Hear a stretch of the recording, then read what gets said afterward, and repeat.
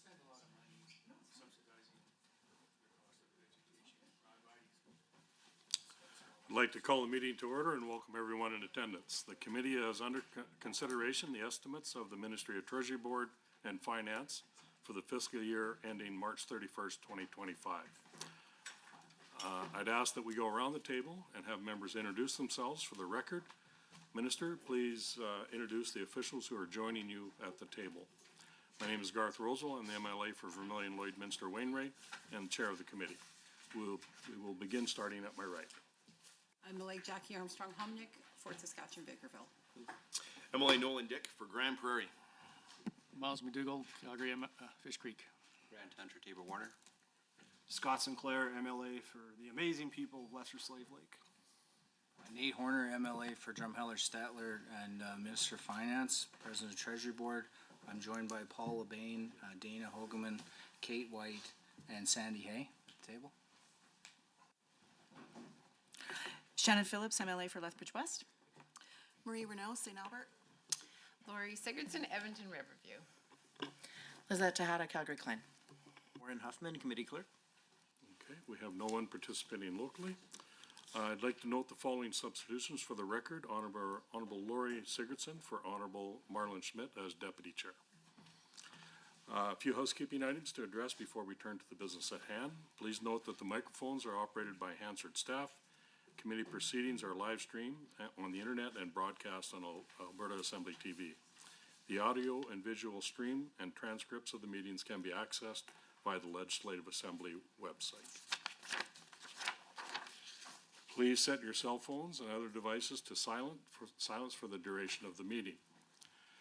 Honorable members, the main estimates for the Ministry of Treasury Board and Finance shall be considered for a total of 6 hours. For the record, I would note that the Standing Committee on Resource Stewardship has already completed 3 hours of a debate in this respect. As we enter our 4th hour of debate, I will remind everyone that the speaking rotation for these meetings is provided for under the Standing Order 59.01 bracket 6.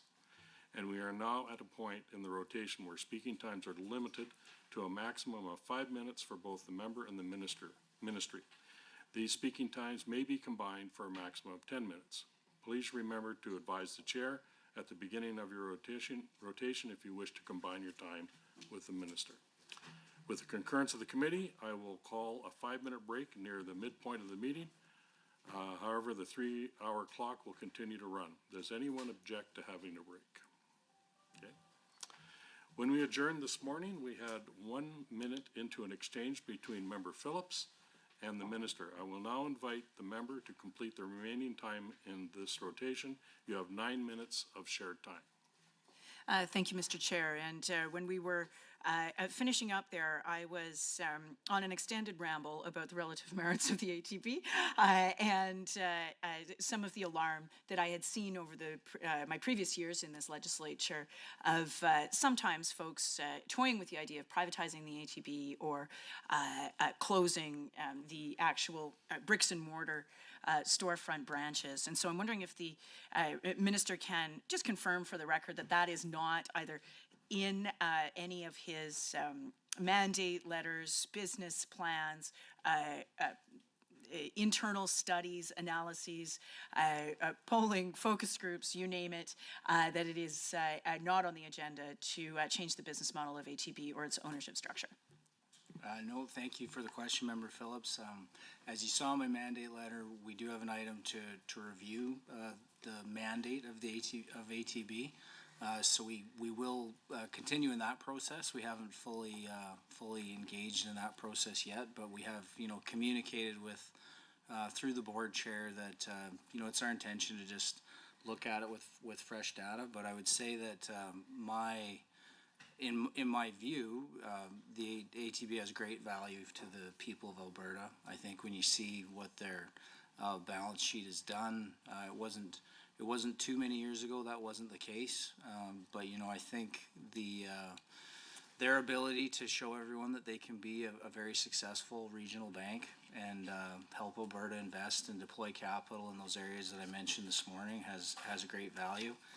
And now that we've moved forward with the dividend, I think it helps tell the story to Albertans that you know, they're important to us, not only for what they provide in the communities, but also they're even helping us pay for the programs and services that we rely on. So certainly not in our mandate to look to sell them. You know, I do think I'd like to continue that story with ATB and find ways to leverage their value as an asset of the province. And I think ATB agrees with that, but no, selling them is not something that we're currently looking at. So on this topic of mandate reviews, we heard in the last legislature about an investment mandate review for the Heritage Fund. We heard about it a couple of times, but then it kind of just petered out. And so I'm wondering if we can update the public on what that might be, especially given some of the refocus on the value of the Heritage Fund.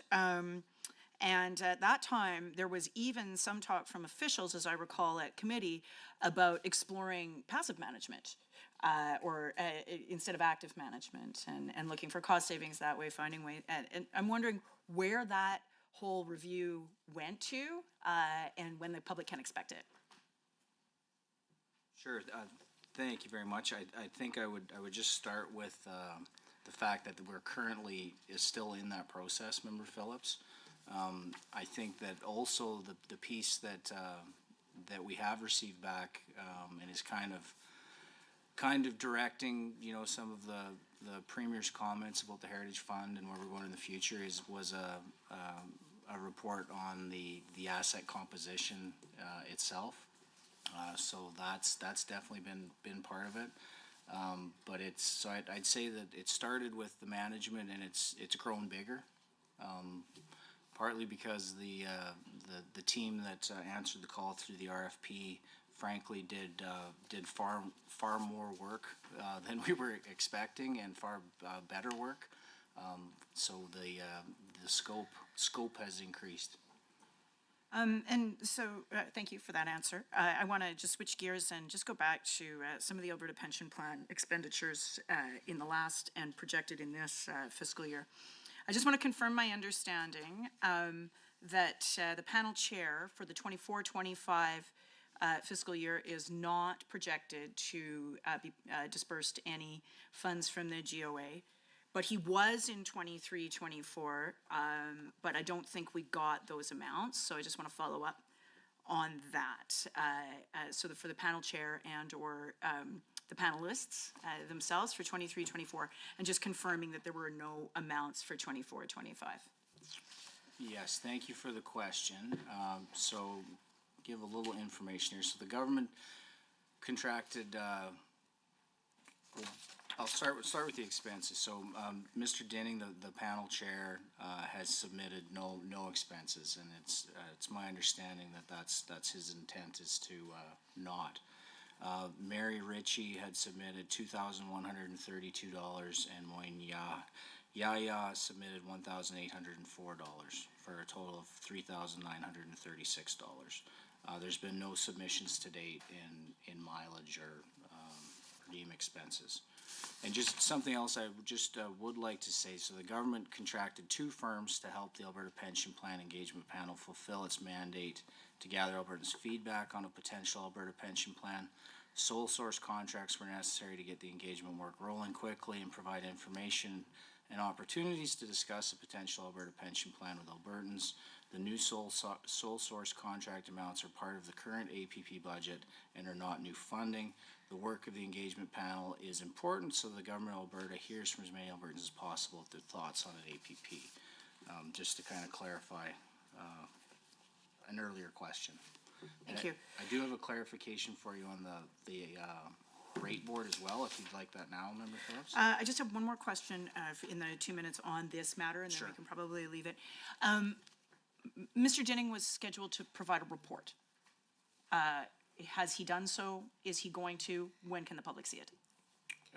We asked him to submit a what we heard document, but seeing as how the engagement has been paused, we haven't asked for it because it's not a concluded matter. So once we hear from the Office of the Chief Actuary and get some clarification and some more direction, we'll take it up at that time. Okay, and actually, one more thing on this, sorry. Is there any advertising spend for the Alberta Pension Plan contemplated in the 24-25 budget? No, there's nothing in the budget. If that were to be the case, it would have to be absorbed by my ministry. Okay, thank you for that. And just on the amounts that I understood were lapsed or not completed in the 23-24 budget, were they reprofiled? Were they carried forward? Were they moved around within the department or within another department when the advertising campaign was paused? They would still be sitting there, and then I guess they would lapse at the end of March if they're not used, I guess. So just in the time we have, I had asked earlier about TMX, if the minister would like to start. The answer, we probably won't get through the whole thing, but on the forecast for the bitumen uplift and the sort of narrowing of the differential for Alberta's finances as a result of TMX. Yeah, well, maybe for everyone that's following along, if you wanted to go to page 24 of the fiscal plan in the economic outlook, it shows key energy and economic assumptions. So important to note that you do see the differential narrowing throughout the three years, moving narrower into the future. That is largely because of TMX. The 1360 number, I don't want to go down the rabbit hole of talking about the costs of toll fees on the pipeline itself. But it'll narrow as much as it can, but it will always be above the toll fees. So we would expect that it will narrow somewhat permanently, but in this landing place of the 26-27 forecast is a good estimate. The reason you don't see the corresponding value in WCS in Canadian dollars per barrel is because of Thank you, Minister. We will now switch over to Government Caucus. MLA Hunter, did you want to share time? Yes, if the minister is okay with that. Okay, I'll just for ongoing, I'm going to assume shared time unless someone tells me different. So we'll go from there. So go ahead. Thank you, Mr. Chair, and thank you, Minister, and for your team being here today. I wanted to congratulate you publicly on being able to get a surplus budget. I know that there's always more asks. I sat on Treasury Board with you for many years. Then there is money to go around, and so I applaud you for being able to have that fiscal restraint for our children and grandchildren's future. I wanted to just ask about a couple of questions about economic assumptions, specifically the sensitivity on page 69 of the fiscal plan. So included in the sensitivities chart is a disclaimer that these sensitivities vary greatly at different price levels. Can you provide an example of this variation, and can you explain the mechanism with regards to oil that causes the sensitivity to vary as the price per barrel changes? Yeah, no, that's a great question, and I know I asked the question of the chief economist multiple times to get my understanding. I was curious because if you see from last year, the sensitivities on the main items remained the same, and honestly, that is more coincidence than anything. So we're still at $630 million per dollar on WTI over the course of a year. Now, what's interesting is even though we've had more of the major bitumen oil sands players reaching maturity where they pay a higher payout, the corresponding change in the decreasing value of WTI just coincidentally kept it at $630 million for these 2 years. I believe there was 2 projects that reached payout or that will reach payout in 24, and then 1 per year in 25, 26, 27. That's the estimation of when they'll mature, and then we'll receive royalties at a higher rate. The other major sensitivities are the differential which is also, it's 600 million, for every dollar difference. So the narrowing differential going forward, will certainly be helpful for, Alberta's revenues. And the dollar it makes a substantial difference. It's 490 million, for every cent difference. We do better when the dollar's lower in this regard, because of the conversion from USD, back to WCS, which is traded in Canadian dollars. But yeah, it's an interesting, set of sensitivities that impact each other, differently. We watch them closely, and, that's why we have such a robust system with industry forecasters, and we want to make sure that we're, as close as possible. They say that hindsight is 20/20 vision, and I'm sure that everyone that does these assumptions wish that they could see before they actually make those assumptions. But congratulations on being able to thread that needle. So usually with assumptions in a model, you change one factor and assume everything else is held constant. We know in reality that many factors change simultaneously. With regards to oil royalties, how are these different factors related to each other? And what kind of correlation do we usually see between them? Great question. Some of the key factors for oil royalties, prices, production costs, the exchange rate. The factors fluctuate depending on market conditions. They don't always move in tandem. With higher oil prices, we often see higher production, but can also experience higher costs due to inflationary pressures. While a strong Canadian dollar can reduce royalties simultaneously. So it's certainly never predictable. Lower prices don't necessarily mean lower overall royalties. For example, if natural gas prices drop, our royalty take for natural gas goes down, but oil sands royalty revenue increases as it's used as a feedstock. They use significant amounts of gas during production, so they're always working together, but in different ways.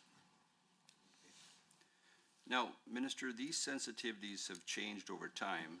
Can you and your officials provide us with high-level predictions for how these sensitivities are expected to change in the coming years? Well, I would say the thing that sticks out first and foremost is the narrowing of the differential.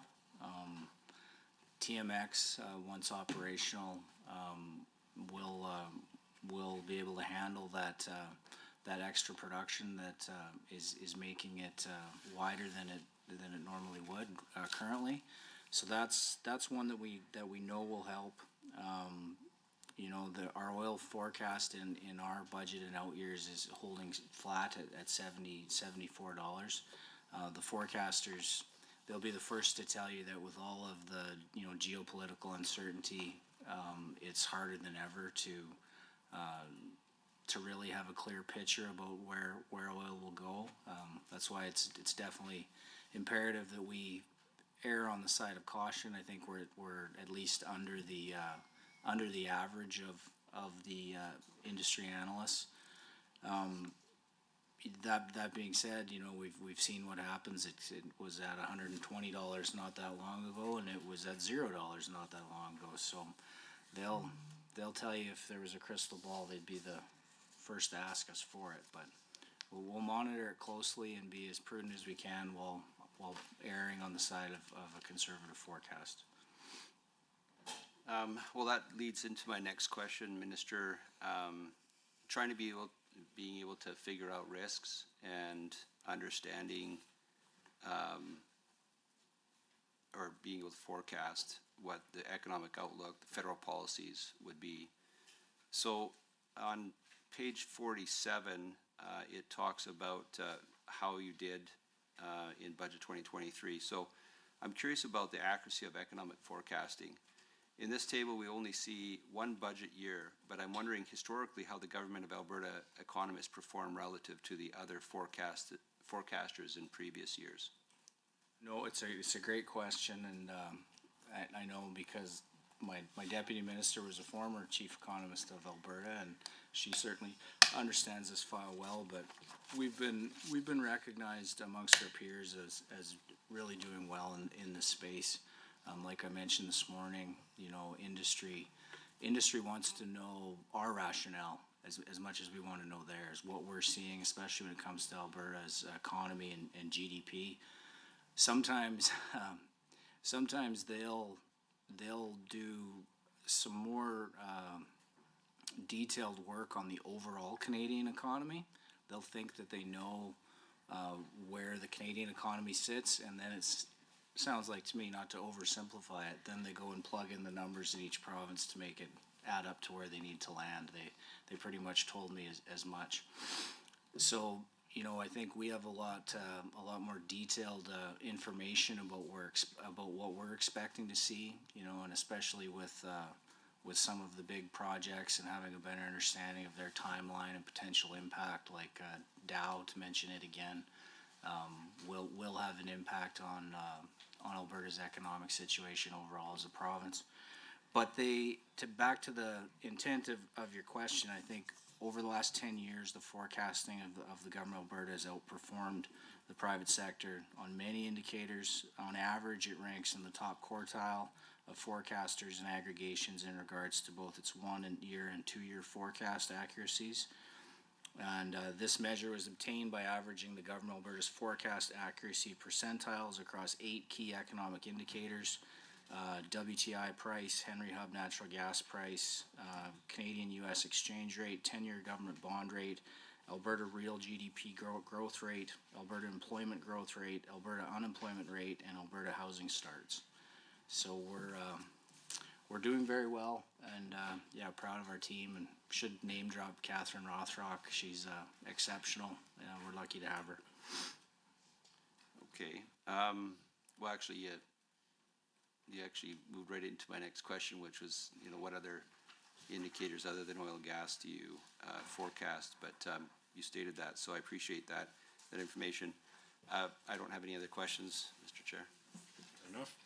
We will move over to opposition to carry on for their 10 minutes of short time. Thank you, Mr. Chair. I wanted to ask a couple of questions about this business of the regulatory sandbox and the legislation that we passed a couple of years back. Has any firm made use of this regulatory sandbox yet? And can we get some details on that if they have? Sure. And while my deputy is digging for some specific information, if you're okay with it, Member Phillips, just to finish my thought on your forecasting question. So back on page 24, the reason you don't see WCS move in a more positive direction over the 3 out years is pretty much directly correlated with what we see the dollar doing in those 3 lines. The exchange rate becomes much stronger at 78.1 and at 79.7, and that is the major difference. When it comes to the sandbox, I know in conversations with my team very recently, you know, we've been discussing the halal financing working group. They're progressing quite well. Very active group. I think the department met with them 4 times last week. That's how often they're meeting. And I know the sandbox is there, and it may need to be used in regard to the halal financing once the working group kind of lands it, just to make sure we get it right before we move to legislation. But in regards to where else the sandbox has been used, I think, if you're okay with it, I would ask Chris Merriman to come to the mic and give us a walkthrough of how it's been used and by whom, if you can, Chris. Thanks, Minister. Chris Merriman, Acting Assistant Deputy Minister of Financial Sector Regulation Policy. So when we put the sandbox in place, we paired it with what we call the Financial Services Concierge, which was a program through our division that we needed a conduit for entities to come into government so we could talk to them about the sandbox itself. We put that program in place, but what we ended up finding out was there was a lot of people who just wanted to talk to us about a number of different types of ways to open up businesses in the province. So we thought we'd get a lot more traction in the sandbox, frankly, but we have way more in the concierge than what we had ever expected. Over 40 entities have contacted us through that.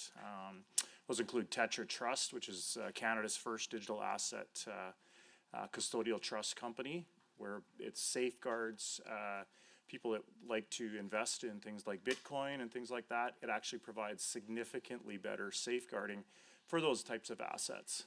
So people like bad actors in that space, of which there has been a lot of press on, are isolated out of that process through these type of digital asset companies. There's another 4 companies that are also looking to enter into that space.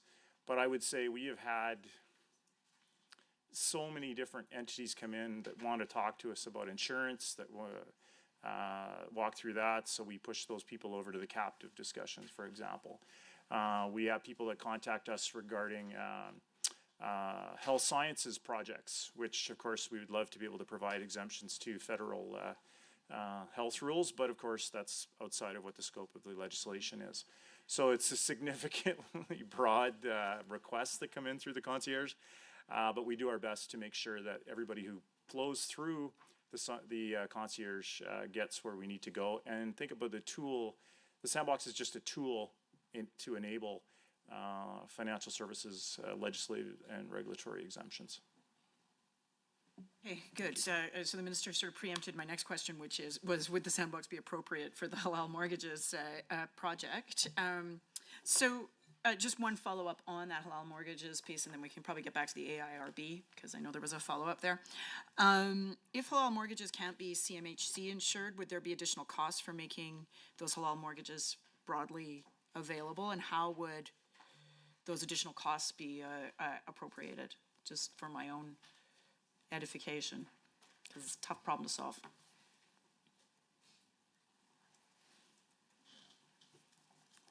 So the additional costs would be borne by the mortgagees if that were to be the case. I think important, and I know this is important. I've spoke to members of your caucus before that are curious and wondering, what's taking so long on the halal financing initiative. But I think it's important for everyone to understand that, they have to work with financial institutions, and they have to look at not only the legislative and operational and theological aspects, but it's really important too, the amount of interest we've garnered from across the country. It's really important that we get this right. If we were to move too fast, and that's why the sandbox will probably be necessary, certainly be necessary, just to ensure that, if we get this wrong, we probably salt the earth, so to speak, for any other jurisdiction that's looking at this. So we can't have a financial institution that incurred major losses because something was built wrong in this regard, and no one else would be would care to try it themselves. So it's that complicated. We certainly have to get the legislation exactly right. We don't want to be amending it as we go. So we know the sandbox will be important in that regard. Anything else about costs and how it will look, I shouldn't speculate, and I don't have enough information to take you down that path. And if the minister wants to use the remaining time to update on the AIRB, that would be great. Sure. The information I wanted to share, you'd asked about the messaging from AIRB and why the budget on advertising had increased, and I mentioned that the majority of it, I believed, was encouraging people to shop around and make sure that they knew how to shop around, and that there was potentially better deals out there. Just to add to that, that is true, and that still is the heart of the message. But the other pieces were developing campaign messages to include information on the Good Driver rate cap implementation. Understanding your rights and responsibilities as an insurance consumer, where to find help, and general awareness of automobile insurance regulation in Alberta. So that's from the ARB themselves. You're kind of, to kind of sum up then, what we're doing here is essentially building sort of like a utility consumer advocate, but for car insurance? Well, I think that's always been part of their job, is to Yeah, they explain, just haven't really, yeah. explain to people, you know, how it works, and, you know, we received that, you know, the correspondence asking those questions, and it's really better coming from the rate board, so wanting them to make sure people had accurate, up-to-date information, and especially on shopping around. I know in speaking to the rate board, they certainly think that that is something that not enough Albertans do, and that there's still advantageous things people can do within the system. Well, it's probably a good reminder. Minister, I just got my bill and I'm not all that impressed. So thank you for that. I just want to, with the remaining time that I have, confirm a couple of bits of information that I got within lockup. I just want to make sure that they're correct. So in terms of revenues on renewable energy program, as I understand it, it's now tucked into other miscellaneous revenue within affordability and utilities. That revenue was 75 million in Q3 of 23-24, or at least that was the projection. In 2024, it was projected at 86.2. 2025 projected at 118, and 26 projected at 150. I just want to confirm my understanding from the information that I was given, so that I'm looking in the right place and I've got the correct things on the record. Just bear with us, Member Phillips. I'll make sure that's accurate.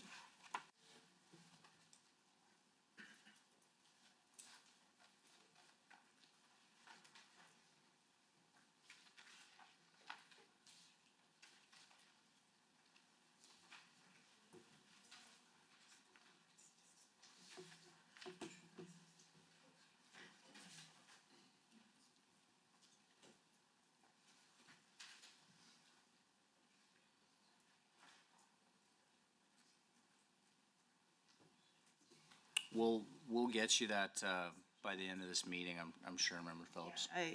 I think it's there. I just wanted to make sure that I wrote things down correctly and my understanding was correct. So with that, we're out of time. Thank you, Mr. Chair. Very much. Okay, we'll go over to the government side. Member Hominick, go ahead. Thank you, Chair. The Chair, through you to the Minister. Good afternoon, and it's great to be here again this afternoon and to see everyone and all these smiling faces. On page 44 of the 2024-27 Government of Alberta Fiscal Plan discusses some risks to the economic outlook. Recently, I've been hearing some chatter in the media and elsewhere about the possibility of a recession in Canada. The fiscal plan notes that a weaker economy has commensuratively negative impacts on Alberta's corporate and personal tax revenue, and the low oil prices affect Alberta's natural resource revenue.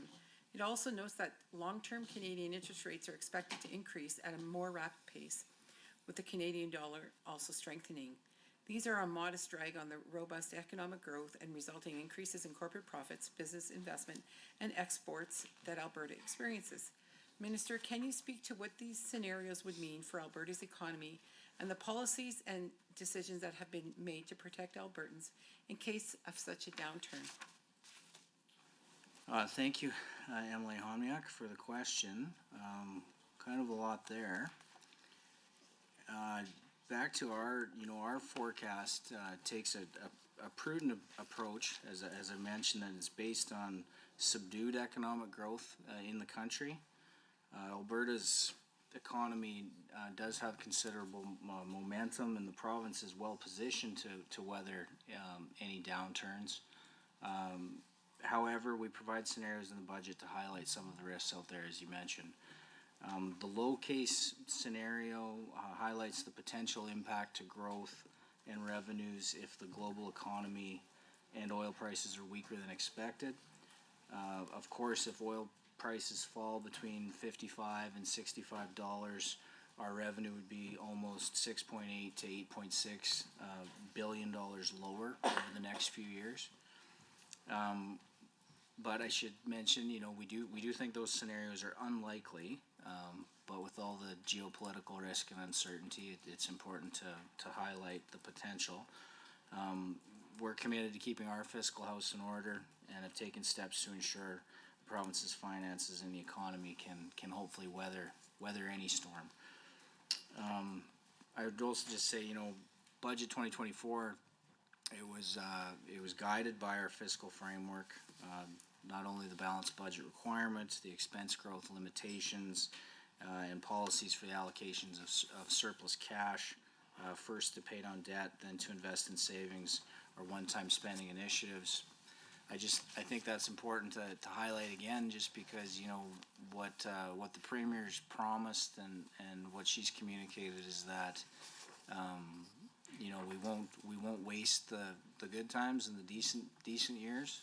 I think Albertans certainly expect us to balance a budget at $74, and you can see how close it is.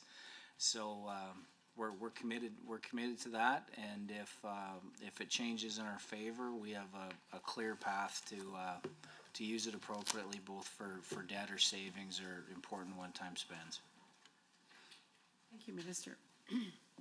Turning to page 68 in the revenue chapter of the budget, speaking on federal policies, it says regulatory and political uncertainty from the federal government, including proposed emissions reductions policies, are holding back investment in productivity gains, not just in Alberta, but across this country. Minister, which policies of the Liberal NDP alliance in Ottawa does this refer to?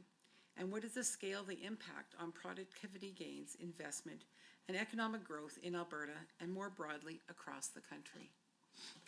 No, great question. I know when I was at our FPT meetings in December, Tiff Macklem was there with the Bank of Canada governor, and gave all of the ministers a presentation on the overall economic outlook.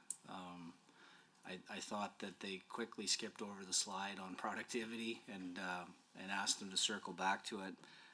And he did comment in a little more detail around productivity, and noting that it should be the direction of all governments across the country to improve productivity. If we can't, it will mean a lower standard of living for all Canadians going forward. So it's nice to hear him say that and provide that direction. When it comes to some of the federal government's proposed numerous policies, probably would start under its emission reduction plan. As far as impacting Canada's competitiveness, the federal oil and gas emissions cap, the clean electricity regs, the methane regs, the limits on plastics, and the Federal Impact Assessment Act are creating significant uncertainty within the business sector and driving investment away. And I know I've heard that from certainly the industry, but also the Canadian banks are concerned to see the investment that's not being brought into Canada or remaining in Canada. I think it'd be fair to say that Canada is gaining a reputation for not being able to get major projects built.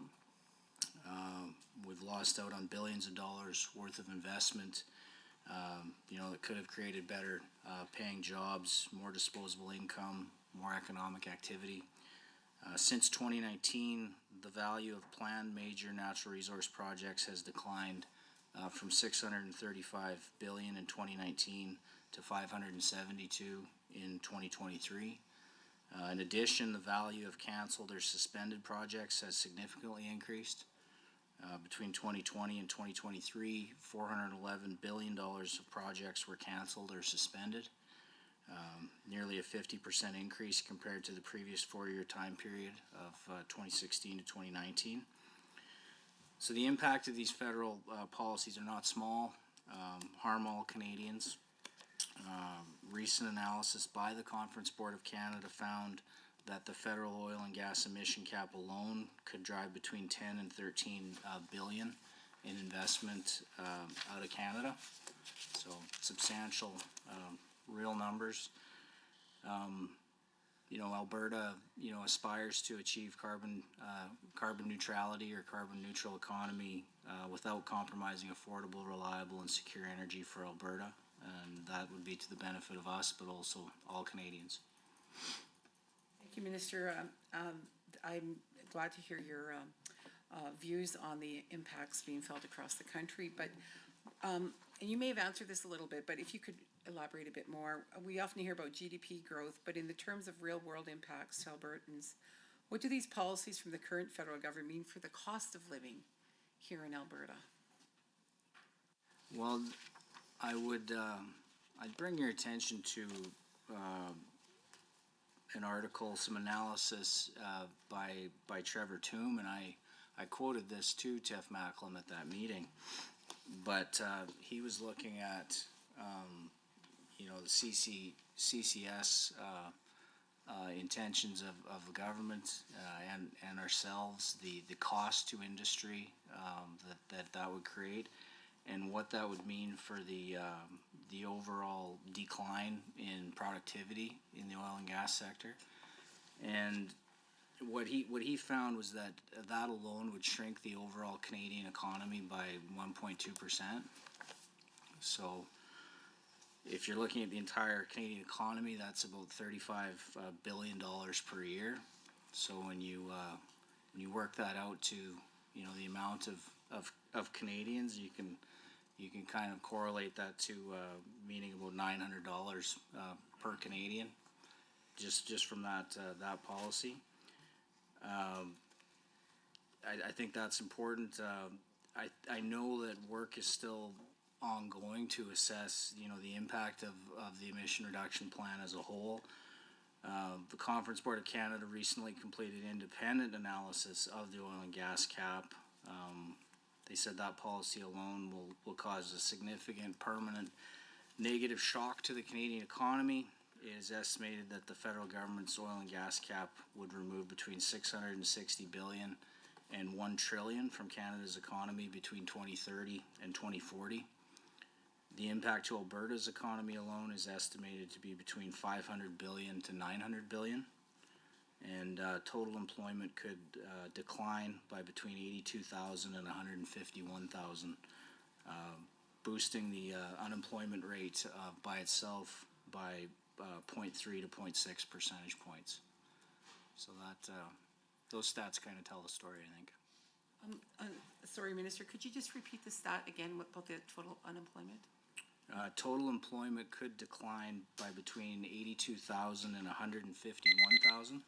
Thank you, Minister. We'll now go over to the opposition for their next 10-minute shared time. Thank you, Mr. Chair. I think, was the minister right in the middle of something? I can't remember if we ended off on one, or I think I was about to change top. There was. We're going to get back to you with your renewable Right. revenue question. So I think we're moving on. Okay, good. Just want to quickly touch base with our friends over at the Bow Valley Credit Union. We have some media reports that a credit union is stockpiling gold and silver and want to get around the Proceeds of Crime, Money Laundering, and Terrorist Financing Act. So I'm wondering if the minister can provide his response as the minister responsible for the for credit unions regulation within Alberta. I think on this matter, I would ask Chris Merriman to come to the mic again and give us a little color.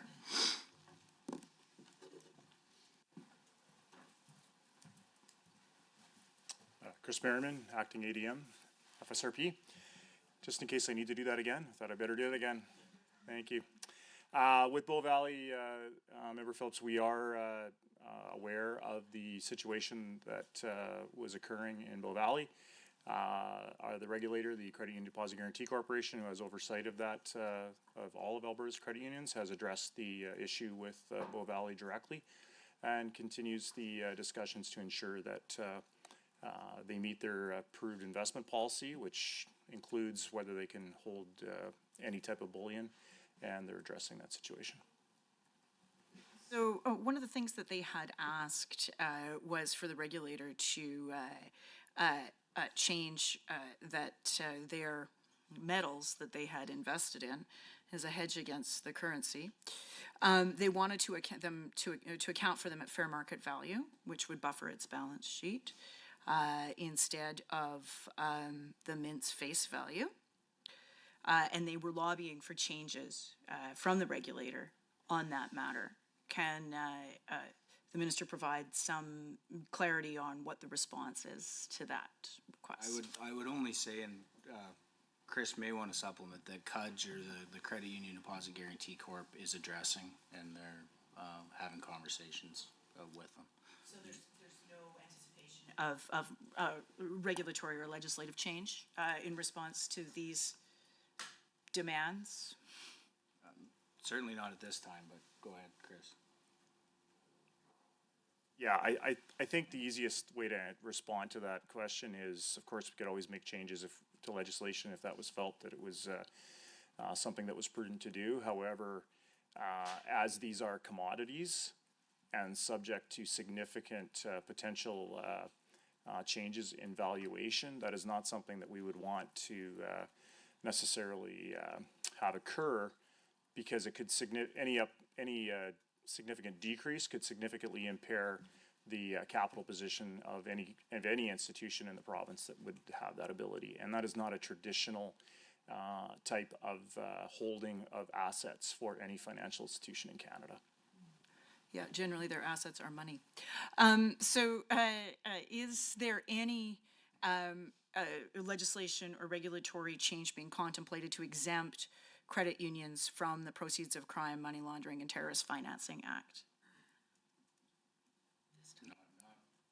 Not at this time, Member Phillips. No. Okay, very good. I would just add the reason it's important that CUDG address this, that we guarantee the deposits, so it's important to certainly have a good understanding of their value, and leaning on the conservative side is helpful for the government's position as the guarantor.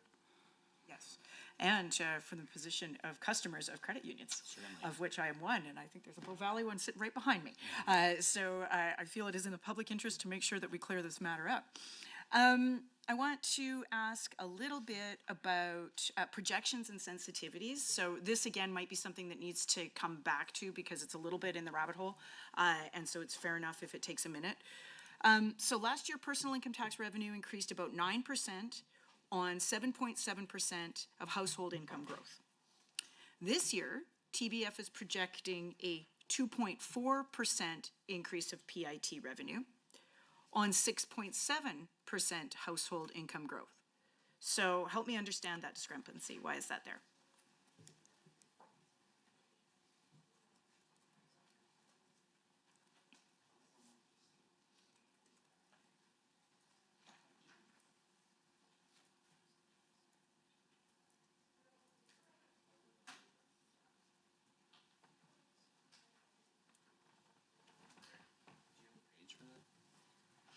The personal income tax revenue it's in the revenue section, of the fiscal plan, and Yeah, that's fine. I think I would just say that, depending on, because of our progressive tax system, it doesn't correlate, universally across population growth. It certainly depends on, where those jobs are, whether they're lower paying jobs or higher paying jobs. So you can see a lot of difference there in projected receipts, and that would probably be the macro answer to the question. so just to give a little bit more background to where the question is coming from. So sensitivity to household income is 180 million per 1 percentage point change, or 1.2% change in PIT per 1% change in household income. So that squares with the 9.4 on 7.7 that we saw last year. And so that squares almost exactly in terms of the sensitivity. So that's good. So my question is, why is it so different this year? There appears to be $1 billion difference, and I'm having a hard time understanding why the sensitivity applied last year and every other year in terms of household income change and its I guess causation to personal income tax, but not in this year's budget. What's going on there? So if you care to follow along on page 63, under revenue in the fiscal plan, there's an excerpt starting with personal income tax. And it's describing how the increase was an upward revision carried forward from the 22 year tax assessments. So it's 500 million plus the in the prior year, 570 million. So if put together, that would equate to 5.9% growth. So is that sensitivity to household income at 180 million per 1 percentage point change? Is that still correct? Is that, am I making a correct assumption there, or what's off? It's correct, but it excludes the prior year adjustment. Okay. And so what is the sensitivity to WTI prices of CIT? Do we know that? Do we have that? Sensitivity of WTI to CIT? To corporate tax, to corporate tax revenue. Is there a sensitivity baked into these documents of WTI does X, corporate tax revenue does Y? Because as I understand it, most of the folks who pay the general corporate rate are either oil and gas firms of various kinds or financial services firms of various kinds. There's certainly a correlation, but there isn't a linkage through the sensitivities that we highlight here. But it certainly has a large impact. The year where oil went to $120 had definitely sincere impact to our corporate tax revenue. Something else of note I would just say is that due to some of the challenges, I would say, around just the overall economic position of the country and the layering of some of those federal policies, it is leading to less capital redeployment and a position where a lot of these companies are maybe happier to pay the tax as opposed to reinvest, which is quite scary for the overall trajectory of the country and our province. But yes, we don't have a sensitivity linkage, but certainly correlated. Okay. I have a question about the old Capital Finance Authority. So when that was rolled up, the government changed their minds and introduced a new interest surcharge for municipal capital projects. And so I'm wondering how much GOA revenue came from that. Thank you. We'll go over to the government side and have 10 minutes. Share time. Thank you, Mr. Chairman. I'd like to go back to the section related to on page 68, when you talk about federal policies and its impact on the Alberta economy and our. As an economist, I'm very well aware that despite the dreams or aspirations and pixie dust commentary by some, that an economy requires sustainable competitive advantage in order to develop those industries that provide the standard of living that we would like, and we have to take advantage of those competitive advantages, because it's a very competitive world, and it'll be difficult to compete against that world when we don't have those competitive advantages. So in that context, and the other issue about the amount of investment that's flowing into Alberta or Canada generally since late 2015, where we've seen a decline in capital investment in Canada that's been accompanied by a reduction in income per capita, which means, of course, a lower standard of living for all Canadians, including Albertans. And so, in the context of that, when we look at some of the federal policies, and particularly I'm thinking about the proposed federal emissions reduction policies that go to challenge, if you will, our most competitive advantages that we historically have had, which has been cheap energy and a low tax environment and high government spending that allows us to have some of the best government services in this country and around the world. Can you comment about what you think, what is the impact on those emission targets and other federal government policies that have been inhibiting investment happening into Alberta and us taking advantage of that competitive advantage that we have historically have, which is, like I said, the hydrocarbon resources and the ability to provide these other advantages that allow us to diversify the economy. That is to say, the low tax advantages and the quality of life that we, and government services that we're taking. So if you could comment a little bit more about what about the emission policies of the federal government and how they will impact on our ability to compete sustainably and maintain our standard of living. Well, thank you for the question, Emily McDougall. It's certainly all connected and part of a bigger story, but kind of sobering statistics that I gave to Emily Homniak around its potential and the potential impact of some of these policies.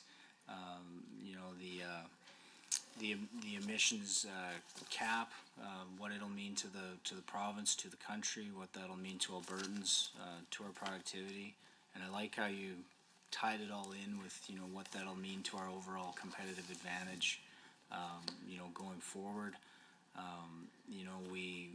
We can see that the amount of dollars that have left the country from projects that were unable to proceed. For just regulatory uncertainty within the country and around the world. Those projects still get built somewhere, and just not here. We're just we're pushing the emissions somewhere else where they'll be handled with more poorly. So it's all part of a story that does lead to lower standard of living. Bank of Canada governor said as much.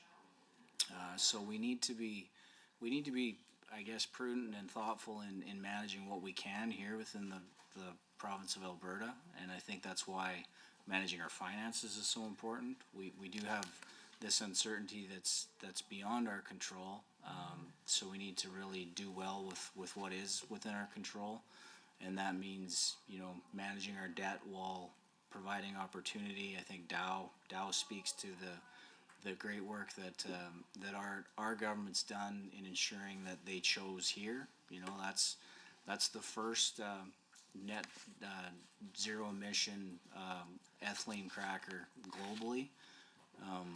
I tell people just to get an understanding of the scale of what that means.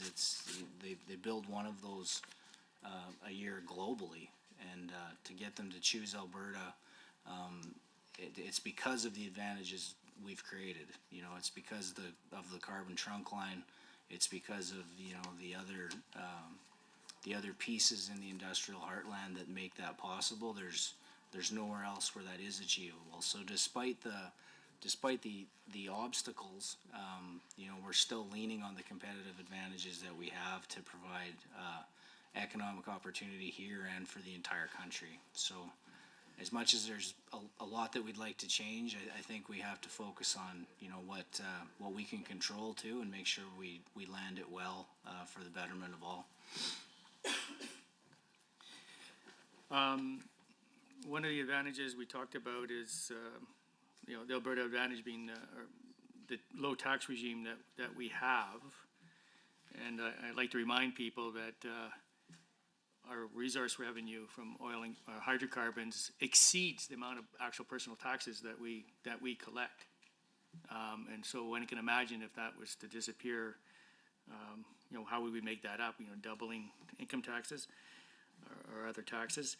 How would you, we have a chart here that talks about some of the competitive advantages that we have in terms of taxation in Canada.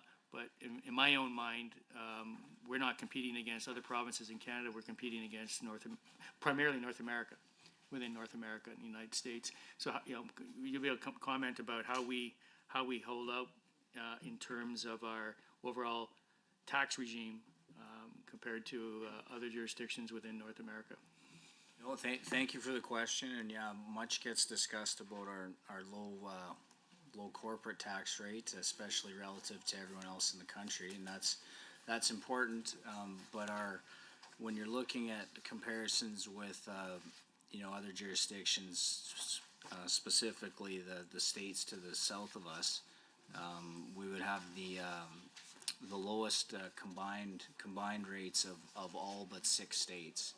So 44 states we would have an advantage over.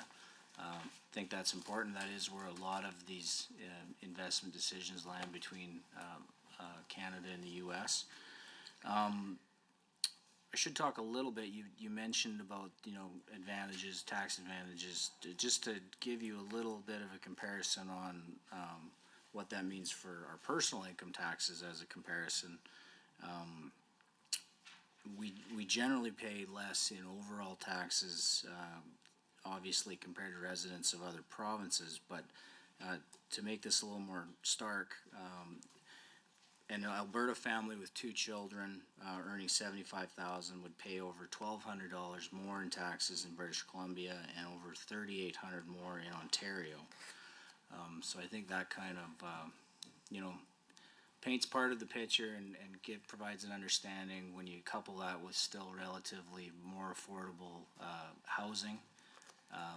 And as much as we'd like to see more housing, that's a story that's happening across the country. So relatively more affordable, and with that kind of stark tax difference, it kind of speaks to why people are choosing to call Alberta home.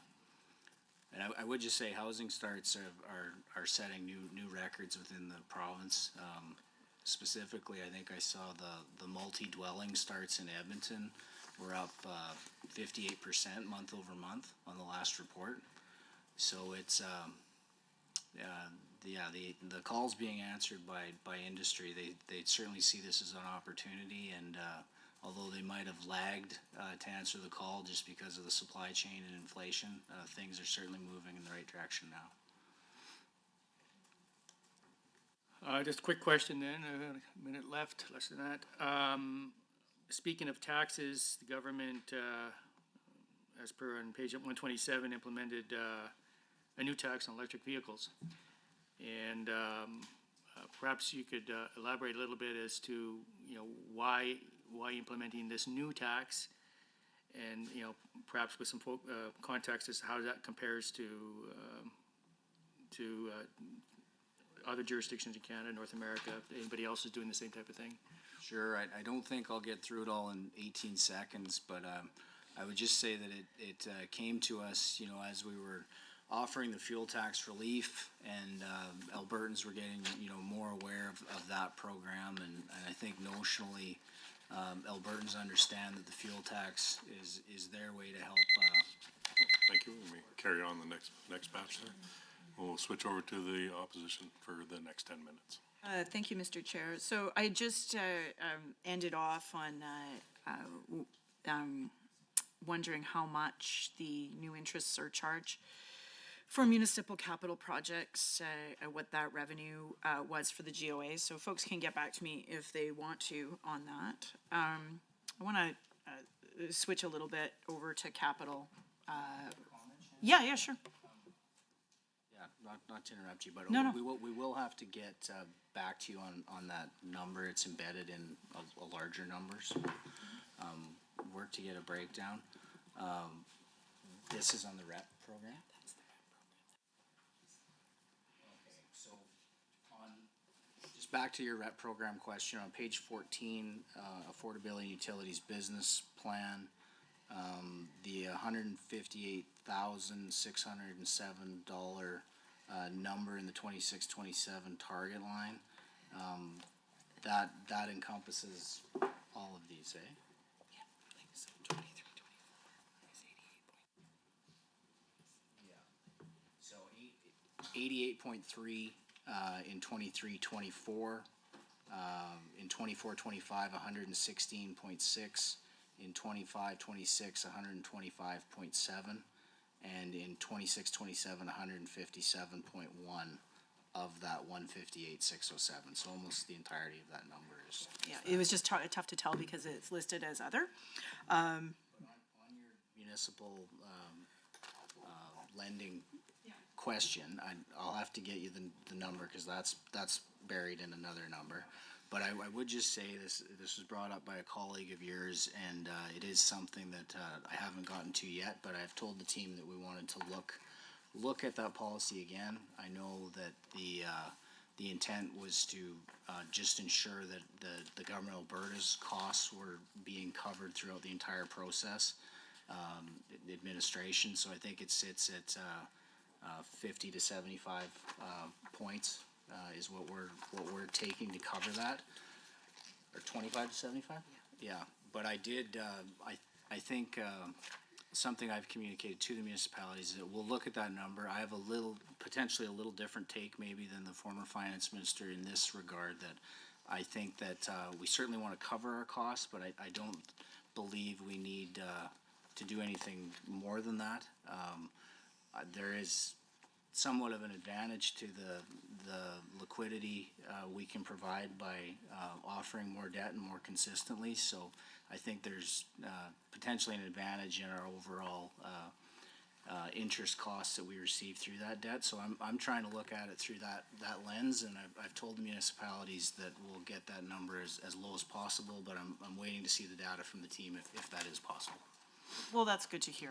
I think that's particularly in a higher interest rate environment and so on. I think that's the fair way to go. So thank you, Minister, for that. I just want to turn my attention real quick to P3s that have been popping up in the news a little bit. It has come to my attention that unsuccessful proponents for P3 projects are awarded an honorarium for bidding on P3 projects. So unsuccessful proponents for the Red Deer Hospital project received 1.15 million each. So I'm wondering how much was the total unsuccessful proponent spend for the Red Deer Hospital? And what is expected for future P3 projects? I saw an announcement recently, I think, for some Calgary P3s and any others. And if that's something that people want to get back to me on, that's fine. I think we may have to direct you to infrastructure to get that kind of granular understanding of their estimates. I'm sure that's something that we don't have, but I think it'd be better served to ask them.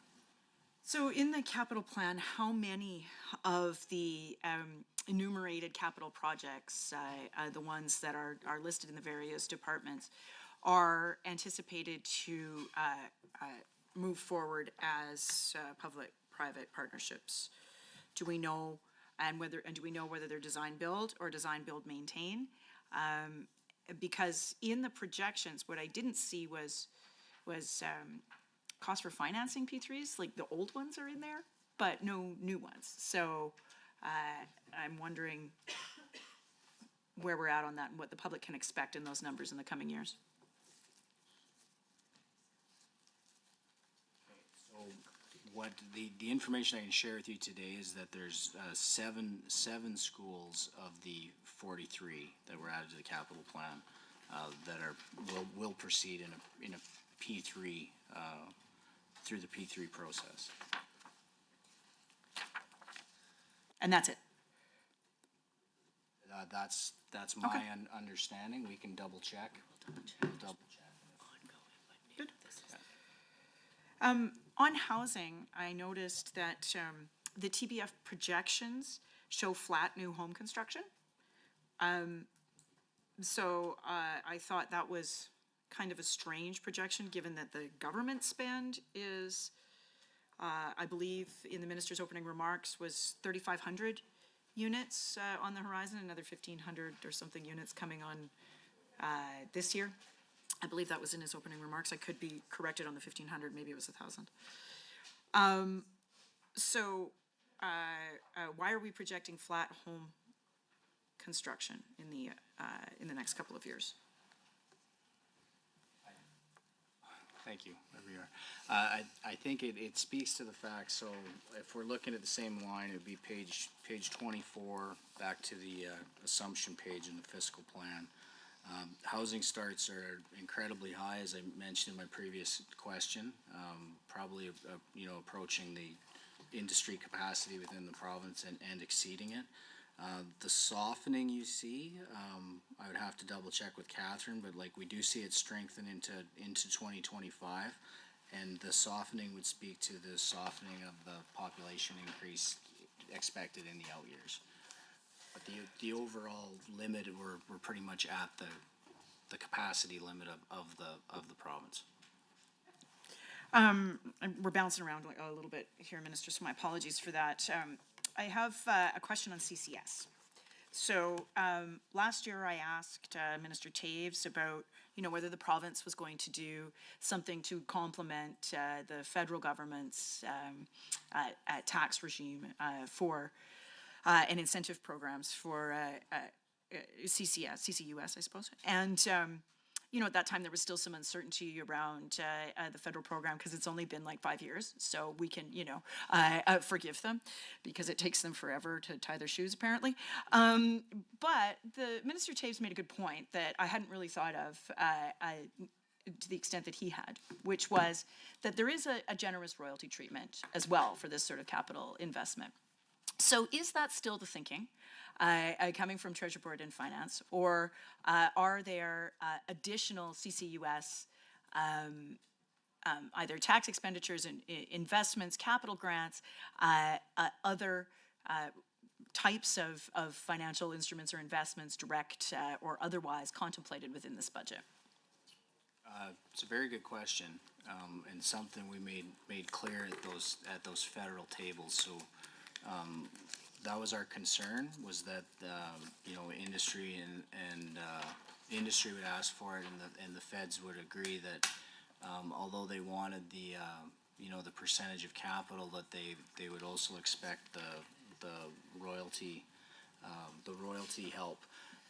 What's happened is they aren't getting it on the royalty side. That's been taken out of the equation, and they're proceeding just with the 12% of capital costs. A lot of the challenge was, like you said, waiting for the feds to, provide some more certainty around the ITCs themselves. But yeah, we have landed in a place where our program works with theirs, although there's different criteria within the province, I guess, for some project like that cement plant, the Heidelberg, that is utilizing the carbon. That's something the feds have not allowed in their program, but it would work under ours. So they're not CCUS, they're just CCS, which I think is ridiculous. But anyway. And the credits. So when we come back, if you can explain just the GOA's approach to who gets the credits when we assist with these projects. Okay, thank you. I'll move over to the government side. MLA Sinclair, you've got 10 minutes of share time. Thank you, Mr. Chair.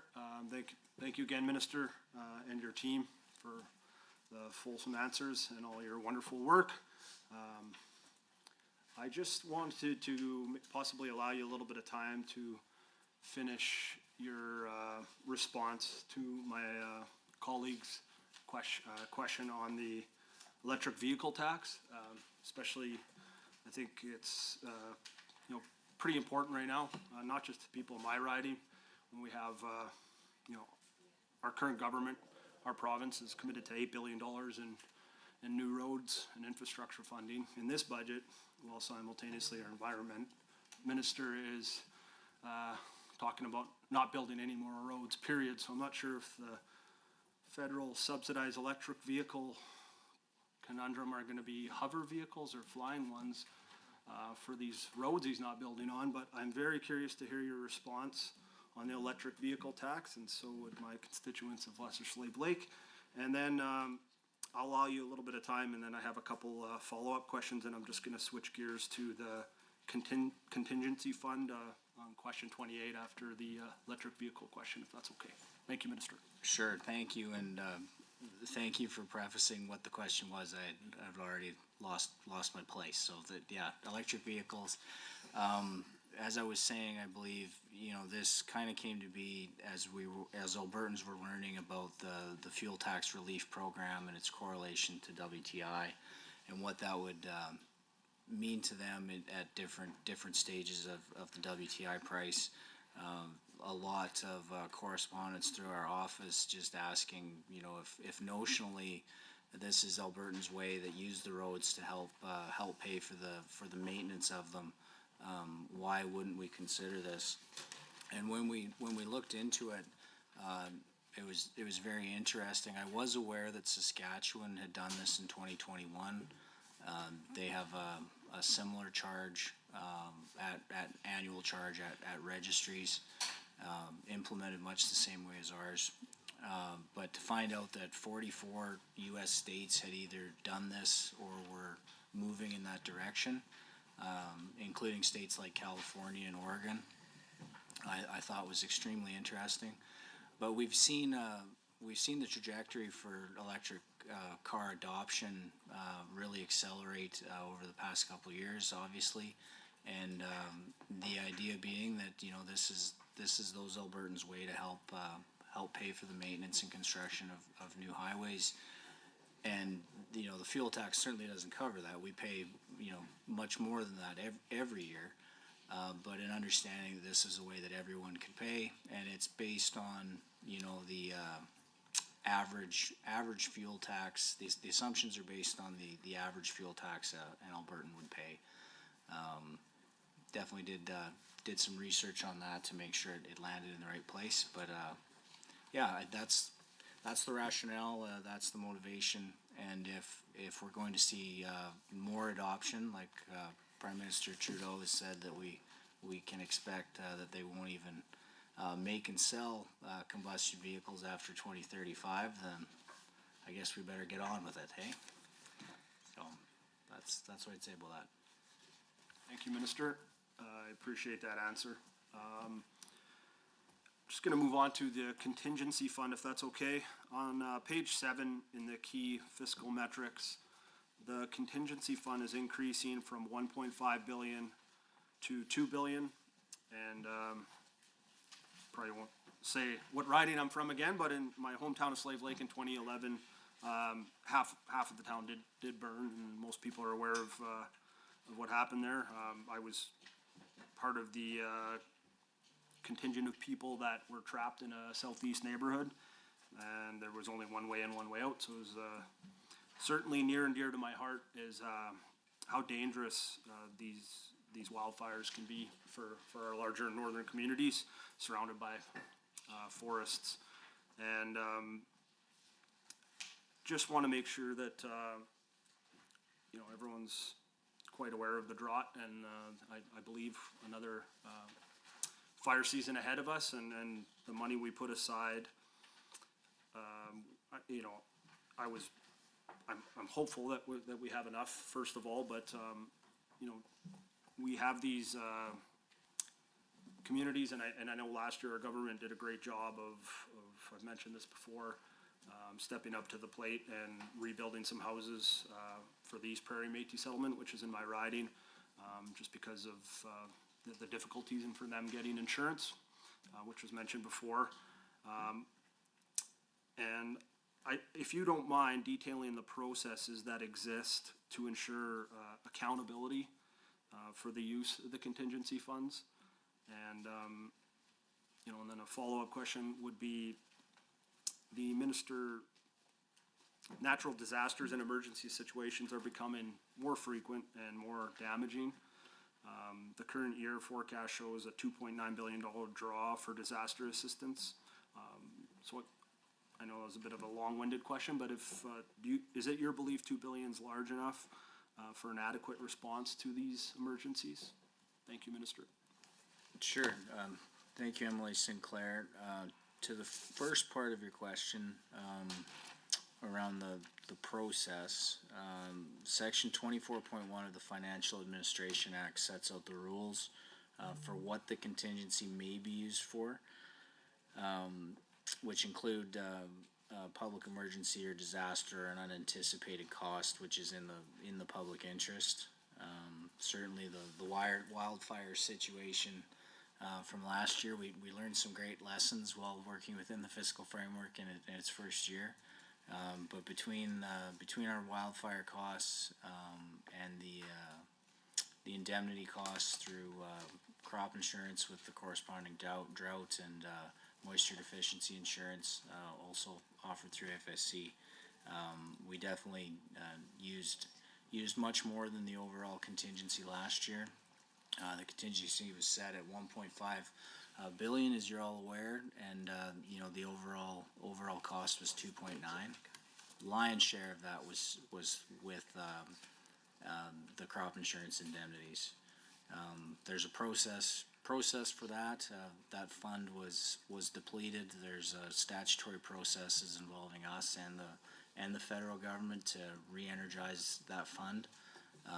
It has happened. It happened in 2002, I believe, after another sustained period of drought from 2000 to the beginning of 2003.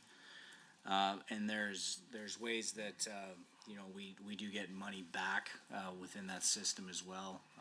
We pay a small deductible, and then within the formula itself for crop insurance, it has factors within it that it knows when it needs to grow the fund, that it factors up in a way that's the case, but it's set out over a long period of time so that the premium payers, the farmers of Alberta, don't feel as much impact year over year.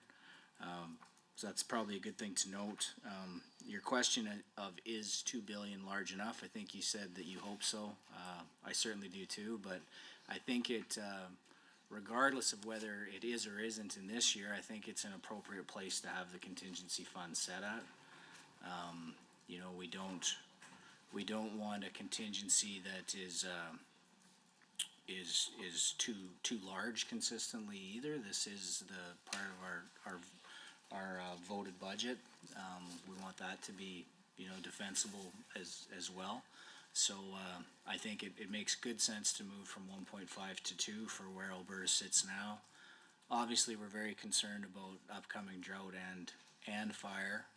That's why we also increased the forestry and parks budget. Invested another 206 million so that they could start earlier with larger crews. We're trying to look forward as well when initiating an order for a new air tanker fleet through de Havilland. Part of that is in the far out years of the capital plan because it'll take a while once ordered to be delivered. It's probably in the early 2030s before we would see one of these planes. But makes good sense. Our planes have been refurbished and retrofitted, but they're all the same age, and the airframes will kind of be finished at the same time. So I think it makes sense to look ahead and potentially get out of those planes while they still have value. They're very sought after around the world. So back to your question, I think we're... Minister, we will just let everyone know we'll take our 5-minute break after this next 10-minute slot. So go over to the opposition for your 10-minute share time. Okay, thank you, Mr. Chair. I just want to bounce over to statutory payments for a minute, which are another big part of the budget, and I know require sometimes in-year adjustments and so on. Sure, yes. Yeah. Pardon me to interrupt. No, let's go. Just back to the carbon capture incentive program. So as I said, we're looking to remove the royalty deductibility, the double dipping that you mentioned. When you asked about the credits, the companies will get the credits. Those are a big part of the project economics, and why we need the feds to really step up and follow through on the carbon contracts for differences. That's been a major holdup. But Energy and Minerals are currently consulting on the program details, and we expect those to be out in the fall. If that provides any clarity. Yeah, I mean, the contracts for difference are to hedge against the political risk, but we'll leave that aside. And just go straight to statutory payments. So let's talk about AISH for a minute. I noticed that the dollar values going to AISH on page 87 of the fiscal plan seem fairly closely aligned with inflation, so that makes sense. But is the budget for those statutory programs in line with population and inflation? Because otherwise, there's going to have to be some in your adjustments, I would assume.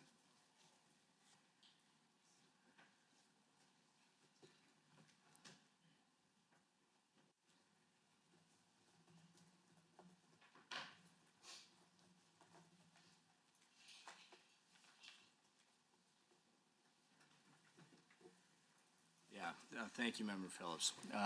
So you're right, it was indexed and that rate was at 4.2. You know, we do see, we do expect, you know, some change in volume, but yes, that number is meant to represent both the index price and the volume.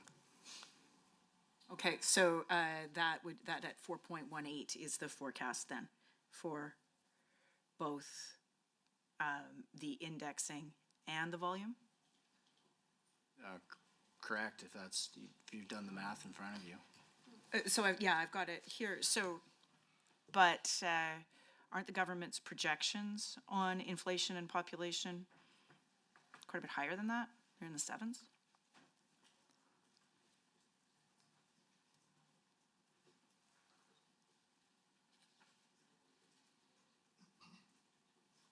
Yeah, well, we see population decreasing on the horizon, population increase, growth decreasing, and then we also see, you know, interest rates decreasing on the horizon. But it also speaks to the overall economic state of the province as well. So we're seeing job creation for a lot of the population that's coming here is you know, seeking jobs and finding them, so. There's a federal disability payment on the horizon, coming soon, apparently, along with all the other things the federal government is doing very soon, I'm sure. But I get confirmation that, again, because AISH is a statutory payment, it's something that Treasury Board has to grapple with usually on an in-year basis. Will that federal disability payment be subject to clawback?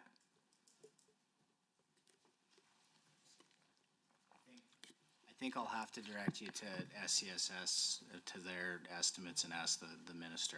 I don't have that kind of, you know, granular understanding.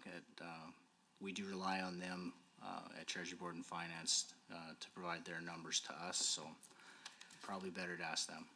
Okay. I want to go back and just go into the capital plan on the P3s lines. So I'm at, where am I at? I'm on page, well, they show up on capital cash adjustments on 157. They show up elsewhere as well in the capital plan. I'm not seeing anywhere here a projection for costs associated with alternative financing with P3s, but we have an entire hospital being procured in that way.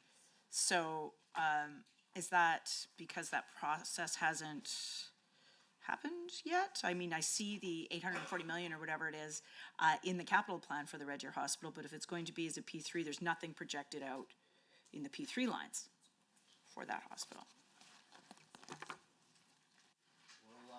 While my deputy's looking, I believe it's where you find it. It would be part of the debt servicing line. Yeah, there's a couple of different places where P3s late in the day. Yeah, so under capital plan funding sources, for example, on 160, I see an estimate this year of 1 million and like historically 50, 60, and then a target of nothing in 25 and 26. So. Turn your attention to page 146, Member Phillips, of the fiscal plan. There's a line item there under borrowing sources, public-private partnerships.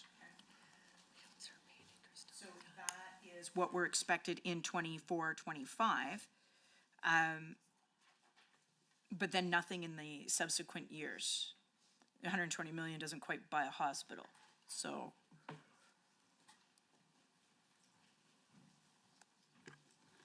That is correct. We don't pay until completion, so.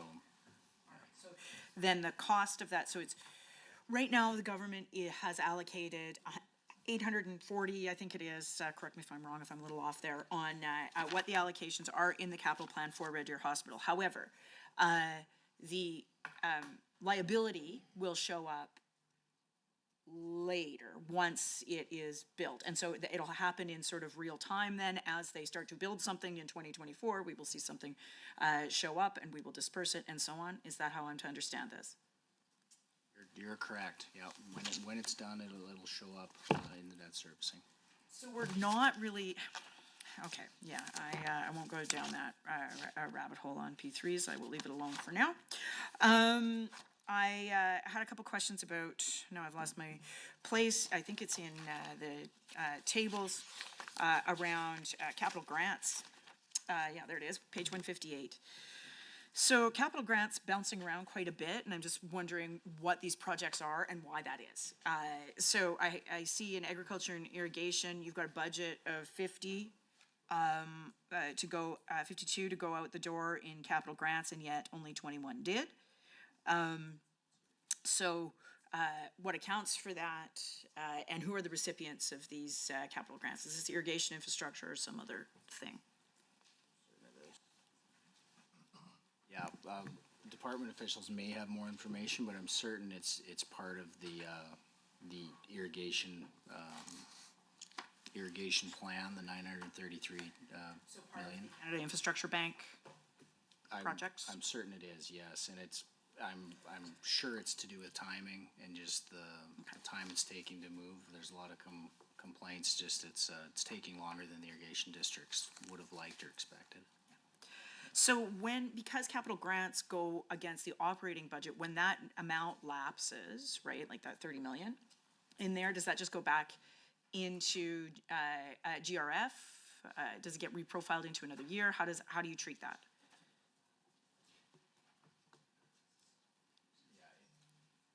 So it does get reprofiled generally into the next year, but the actual cash joins the surplus cash at the end of the fiscal year.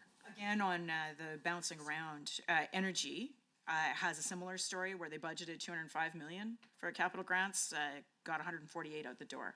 So it's a pretty big delta there. What accounts for that, do you know? I'm sure it's timing and delays without knowing the specifics, but you know, even with a lot of our capital grants, I would just say the conversation around Treasury Board to our ministers is, you know, make sure that your partners on the ground are doing everything they can to help us get the dollars out the door. It's not helpful for us to be reprofiling either. Another area where you'll see this a lot is in transportation, and a lot of that, you know, is partnerships with municipalities. You know, when we enter into the process thinking things are shovel ready and ready to go, but you know, there's always hurdles, and usually unbeknownst to them at the time of application. So something we see in a few places. Yeah, sometimes that just means they brought a shovel to the press conference. Good. Yeah. Thank you very much. We will take our break now, so we'll be back at 5:08 for everyone, 5 minutes promptly. Thank you.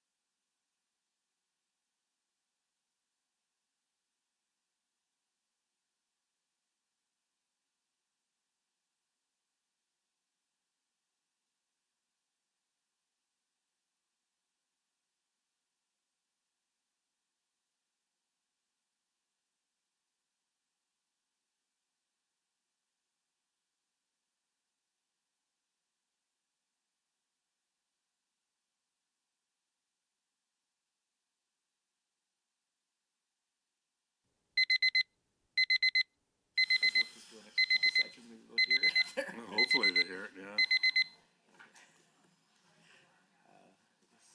We're on air, right? Yeah, go ahead, I guess. Okay, Start filing in. there he is. MLA Dick, you're on.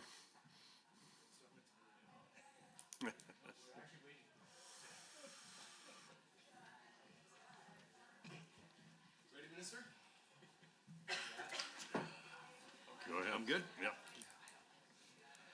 Well, thank you so very much, Minister, for being part of this afternoon. You're doing really well. Just appreciate you being here. So, I want to have a couple questions for you, just on borrowing and debt reduction strategy. I know that those are big items. I think for most Albertans, particularly for me, not just the balanced budget, but also reducing our debt is key for our long-term health as a province. So. We do know that as a province, we have huge debt servicing costs. Some of them are larger than most of our departments, and with billions of dollars, tens of billions in total debt. Many of this flows to our municipalities. They flow to agencies, boards. They flow to commissions, Crown Corps. What is our plan for managing debt that will have a large impact on the capacity of government to provide services and prevent taxes from rising, particularly on page 140. We discussed the strategy with regards to the markets, and this particularly in how the government hedges to eliminate currency risk. I know we've talked a little bit about currency risk today, but I would love to hear your thoughts on that. Can you, maybe your officials, expand upon the hedging strategy of government? Great question. I think one thing I've learned in the short time in this role is what an amazing debt management team we have within Treasury Board and Finance. Yeah, people that don't get paid enough to be as amazing as they are. Frankly, they're kind of a noble bunch. They really believe in it, and they know the value that they provide Albertans. And really neat to see. We did I called it a bond selling tour, but it was a tour to speak to the capital markets and kind of reintroduce ourselves, because we hadn't had an offering in almost a year after the large surplus year in 22-23. And I've mentioned a little bit about liquidity and consistency in coming to the markets and how important that is. So we were able to speak to a lot of the larger players. We did go to New York and Toronto and Montreal, just to kind of tell Alberta's story, explain the fiscal framework, with hopes of, we were hoping to improve our credit rating at the same time on this trip. But found out just how renowned our team is across the country. Everyone we spoke to knew the people by name. Should mention Stephen Thompson and Lowell Epp from our department. Absolutely, renowned in this space. Alberta's reputation is held in the highest regard across the country for being sophisticated in this space. So that was great and important for me to learn and understand, and then getting a better understanding of how we position ourselves with different offerings at different times, the different terms. Your question around different currency options available to us. We have had offerings in many different currencies. Usually, some do that to get more just opportunity to sell their bonds, so to speak. Where we use it, we're looking for an advantage. We're looking for an arbitrage play that works in our favor, working it back into Canadian dollars. Since I started, we've done a couple different swaps in different currencies. The last one was in U.S. dollars back to Canadian, and worked out very well for us. I think we got it under 4.2%, 4.118, I believe. But that's the kind of advantages that the team's looking for. And you want to provide that liquidity and consistency. That also helps on the interest rate and just the market knowing that you're coming back from, or having a good understanding of what they can expect. That's why it was so important to go to the markets and explain the amount of refinancing that we're going to have to do over the next 3 years. The province has never been in a position where we would have to refinance a debt stack of 13 billion in one quarter. Like, that is very substantial for us. Other provinces just frankly borrow consistently. They're at the markets often. They know what to expect, what the offerings will be. Quebec borrows 50 billion a year, whether they need it or not, basically just for their own safeguard. So we all handle this differently, but I think I have a lot of faith in our team, and Albertans should too, that they're looking to find value in the markets and then use the swaps to our favor. And plan ahead, like I mentioned in a previous question, that debt stack in 25, they're going to borrow, I think, 2.9 billion every quarter leading up to that. And I think the capital markets will respond favorably just with the consistency and liquidity. The other part of your question, just around what this means and why this is important. This is substantial amounts of dollars. Obviously, every point that we can bring down on an offering has real impact. 3.4 billion in our projected debt servicing costs. I mentioned what we're seeing in BC and some other provinces. I think Quebec's budget was tabled yesterday. I think they're up to 221 billion in net debt, posting an $11 billion deficit. Their forecast was 3 billion. Interestingly enough, they're Breach the 5-minute rule again, so if you can get a quick back and forth and go. Minister, I was really intrigued by your story, so I want to make sure that I hear the rest of it here. So this is my interlude. And it's a little off topic, but in Quebec's budget, something that's interesting is even though they're posting an $11 billion deficit, they're putting 2.2 billion into what they're calling their future fund. And if you look at their proposed purpose for their future fund, it's to build a fund to build up for future debt repayment. So even though they're in a pretty heavy borrowing year, they see the value in growing that fund over time.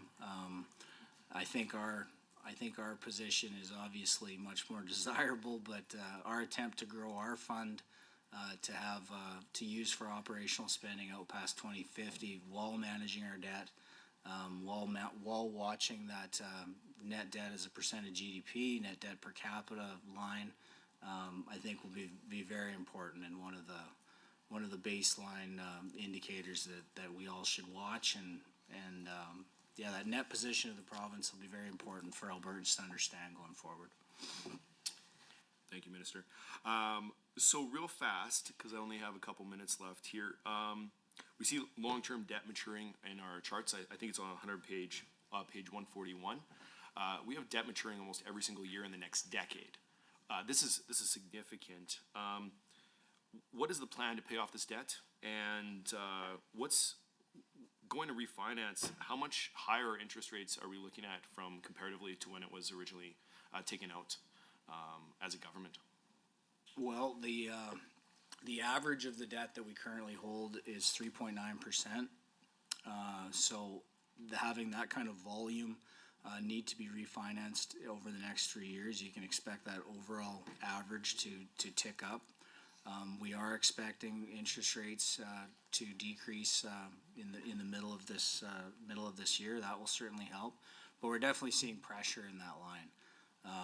Even as we were preparing budget 2024, we in the days leading up, my expectation was that the surplus potentially would be bigger than it was.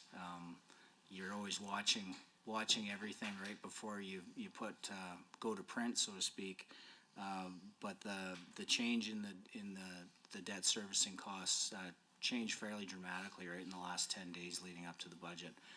But 3.4 billion, the plan to pay down that debt, the only plan to pay down debt in this province is to be in a cash surplus position. You don't budget for principal repayment. You need to allow yourself an opportunity to be in a cash surplus to pay down principal while managing the interest costs. And 3.4 billion is obviously substantial. I know many in the House, you know, if we're looking back historically at funding X, Y, and Z, you know, big difference for Alberta today is, you know, we didn't always have debt in this substantial amount. Thank you, Minister. We'll go back to the opposition for the next 10 minutes of shared time. Thank you, Mr. Chair.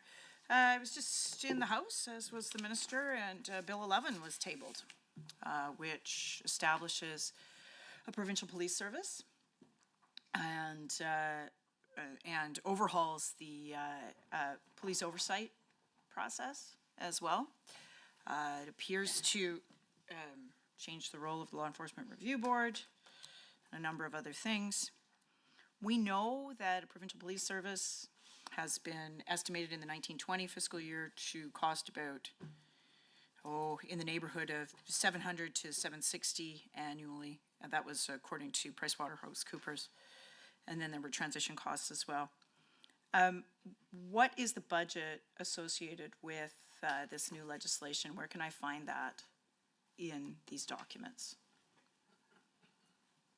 Just give us a moment, we'll get public safeties.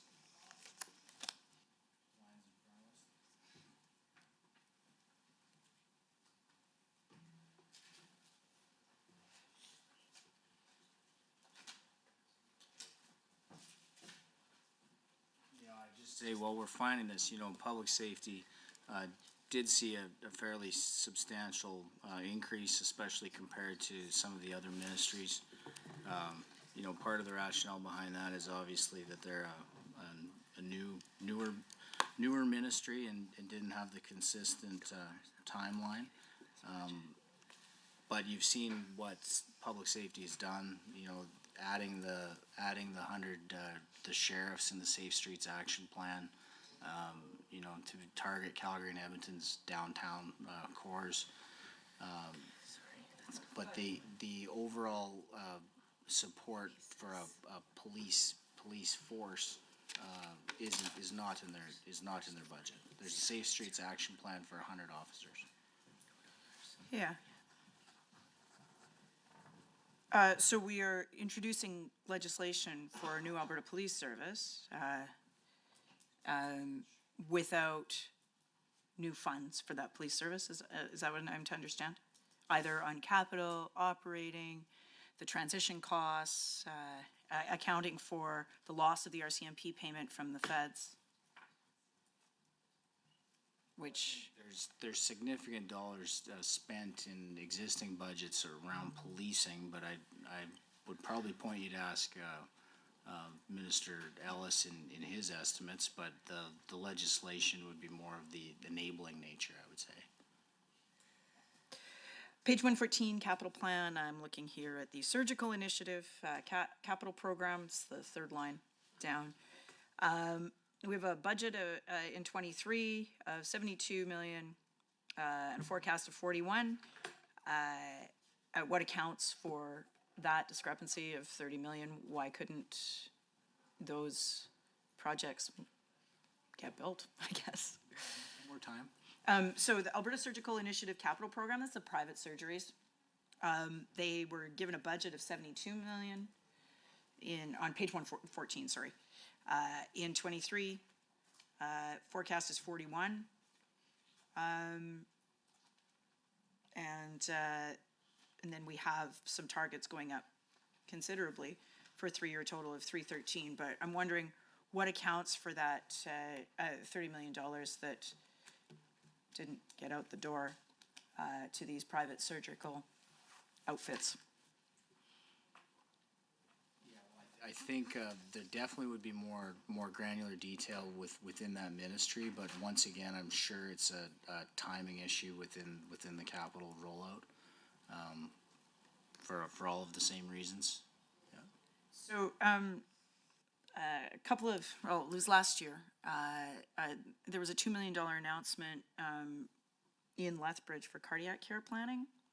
And I asked where that is, if it's in the other planning funds for proposed health capital initiatives, and where the future dollars are for the Lethbridge cardiac expansion. It's a significant spend, and I just don't know where to find it in this budget on page 114.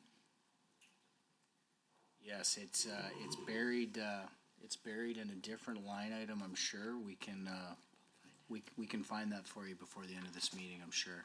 But So I'm not would say- seeing, I would say that we hadn't had all the information yet either. I know in speaking to your constituents there that I think they're presenting us with some kind of a report sometime soon, if I understood her correctly, on what we can expect there, but probably a better question for the okay, minister. so it's an out year then conversation, and the conversation hadn't happened, at least to the government's satisfaction over the last 12 months, and we can look forward to seeing it in a future budget years, because there remains some work to be done, is what I'm hearing. That sounds correct, but I would ask you to talk to that ministry. I don't want to confuse, Cath Lab and other cardiac science initiatives that Lethbridge has, so I'm probably not the right person to get into that detail. But we'll find you where the number exists.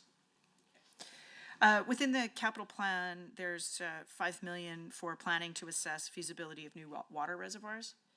Can the minister share where those are?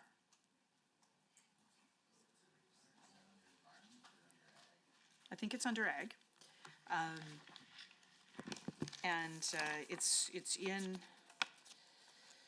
the,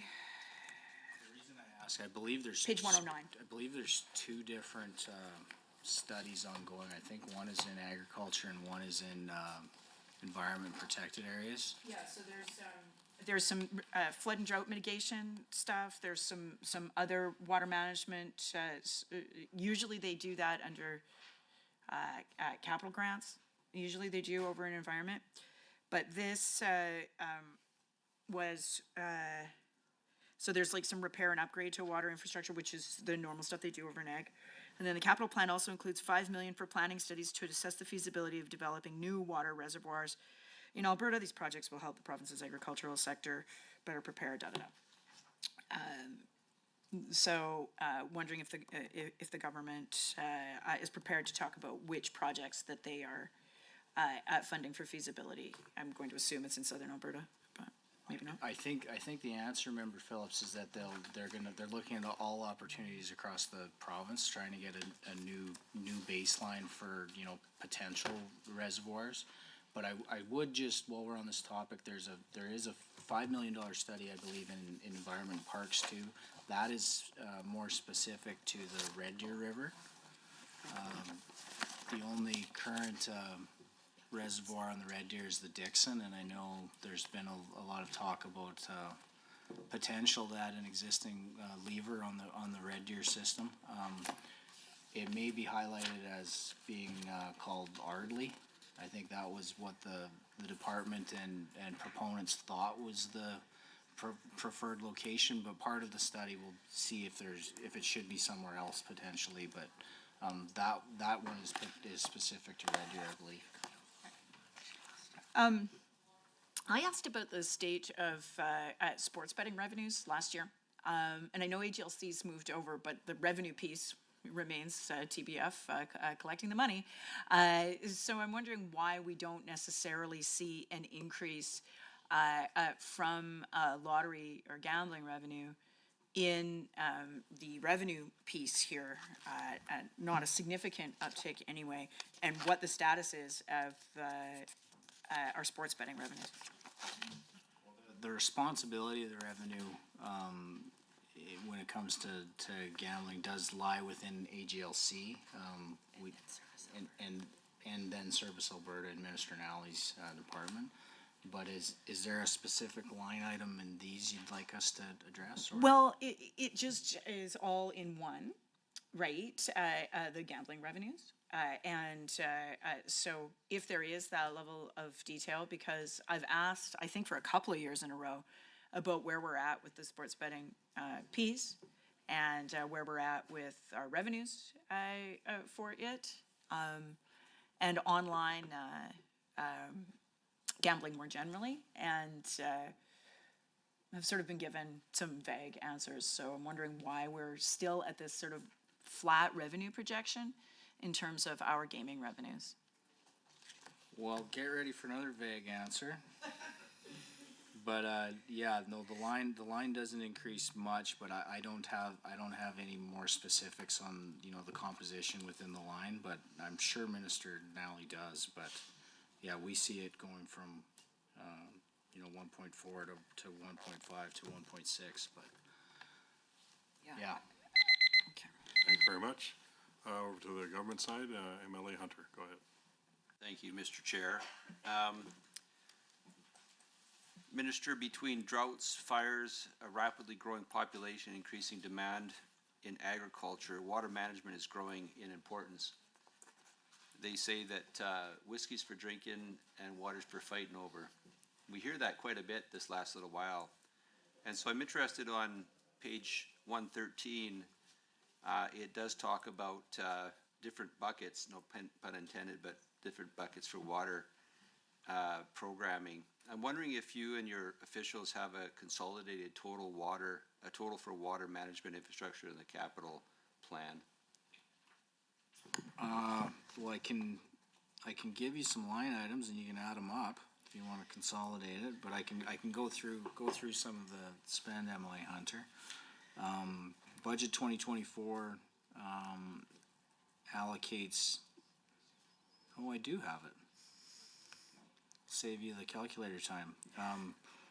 1.2 billion over the next 3 years for nearly 26 initiatives to better prepare the province for floods and droughts. 251 million there, expand water supply and storage infrastructure, 418 million, and to support municipal water supply and wastewater infrastructure, 539 million.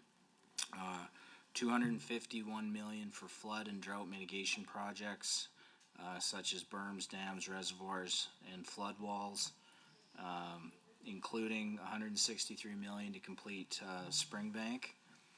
75 million is allocated for the renewed flood and drought program within environment protected areas. That's 25 million a year over 3 years. 13 million for other flood and mitigation projects across the province. Within the 418 million to expand water supply and storage, that includes 262 million for irrigation projects, 147 million for water infrastructure projects to ensure necessary irrigation water supply, 10 million in feasibility studies to explore options for water storage. And there's kind of maybe the rest of the answer to Member Phillips' question. I mentioned Ardley on the Red Deer, but also highlighted is Waterton, the Belly, St. Mary's basins.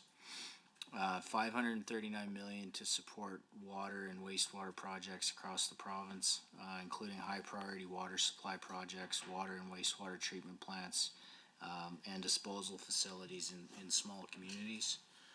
I believe within that line item, there's the potential to help with a substantial water and wastewater project that will be needed in the industrial heartland, especially for the air products play. So I'm sure that is within there, but I hopefully that answers your question. It does, thank you. Just, can you clarify once again, what was the amount for the Springbank Dam? 163 million. And that will be finished this year? In terms of the cost? In terms of the cost, I believe, yes. Okay. And Minister, I've just, one more question in terms of the spend.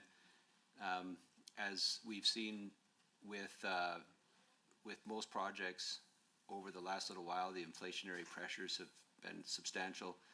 Do these numbers take into consideration those inflationary pressures? Well, I'm sure they're taken into consideration, you know, through the process and how they're proposed. You know, we don't, we do ask that question when we're getting the numbers from the ministries, but we don't tack on an extra percentage ourselves, so to speak.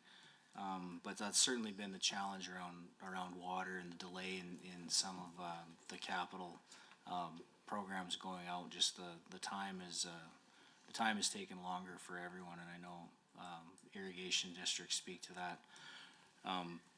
But you know, time means money too, and we're seeing that across the board in the capital plan.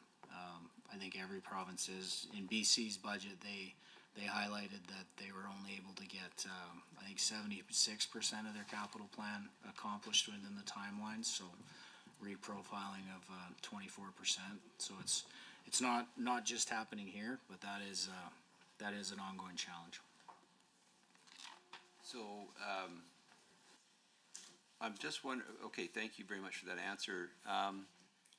I see on Schedule 12 on page 157, about halfway down the page, a significant cash adjustment anticipated in the coming fiscal year for the 2013 flood assistance. What is that rationale for this? What's the rationale for this adjustment? Okay, so just, I'm following along. You're talking about the cash adjustments anticipated for the 2013 flood assistance? That's correct. And the rationale for the adjustment, okay. The 465 million in 25-26 represents the expected final disaster financial assistance arrangement, or DFAA, payment from the federal government for the 2013 Southern Alberta flood. So this is part of the challenge with the DFAA. We have you know, things on the books that are this old that we're still waiting for payment for. But in this case, the positive cash adjustment is to reflect the timing difference between revenue recognition and when cash is expected to be received, as the revenue for this payment was recorded in the year of the event, but 465 million of cash has not been received yet and is expected in 25-26. Thank you, Minister. In the same vein, is there, in terms of management of infrastructure in Southern Alberta, as you know, it's obviously very important, but is there any specific envelope for water, wastewater infrastructure in the south that you could help us know about? No, but I know you've been in lots of rooms having conversations that there should be. I've been in those rooms too. Yeah, that's something that I've been trying to, when we're speaking to you know, constituents and municipalities about their different water and wastewater needs, we're trying to get them to, you know, get a real regional mindset. You know, we know that there's investments to be made in the space, but it's challenging. In your community, for example, you know, the Canada's Premium Food Corridor, you know, there's lots of different needs as you move along the number 3, and we want to make sure that, you know, Lethbridge, for example, is working with Lethbridge County and all of the other municipalities along the line to make sure that we're able to help and make the right investment in the right place where it can help everybody. And so I think everybody's communicating appropriately. I would speak to you know, we had to make a one-time investment to help facilitate that McCain's project. It wouldn't have been possible without that. I think it was 6.3 million with partnership to make that pipeline work for the project. So I think we're looking at those somewhat one at a time, but I know the city of Lethbridge is also receiving, I think, 380,000 through the ISIP program, but there are 14 other projects in the areas around Lethbridge worth approximately 73 million. So there is lots of investment going in that space. We just want to encourage all of the players to make sure they're working together. We know the investment will need to be made, but made to impact the whole region. And I know that economic corridors is one of the premier's focuses, and I know cabinet's focuses as well. And so, as you did say, you talked about the one-off need for McCain's. As other ones have needs, is there space in budgets to be able to actually address those issues, or is that to be brought forward in other budgets? Well, probably a question better for the specific ministers. I think we tell them all that they have their budgets and they need to prioritize and address the needs of the current year the best that they can. That's one of my challenges in this chair is everyone looks at what's being added, but there's substantial budgets in all ministries, and times and things change, and they have the ability to adapt and be nimble. So Thank you very much. We will go now back to the opposition for the next 10-minute shared time. Thank you, Mr. Chair. Okay, so we're getting to the end here. It's the time when we start feeling sorry for the officials because it's after 5:30, and we're almost done. Let's see if we can wake everyone up here a bit.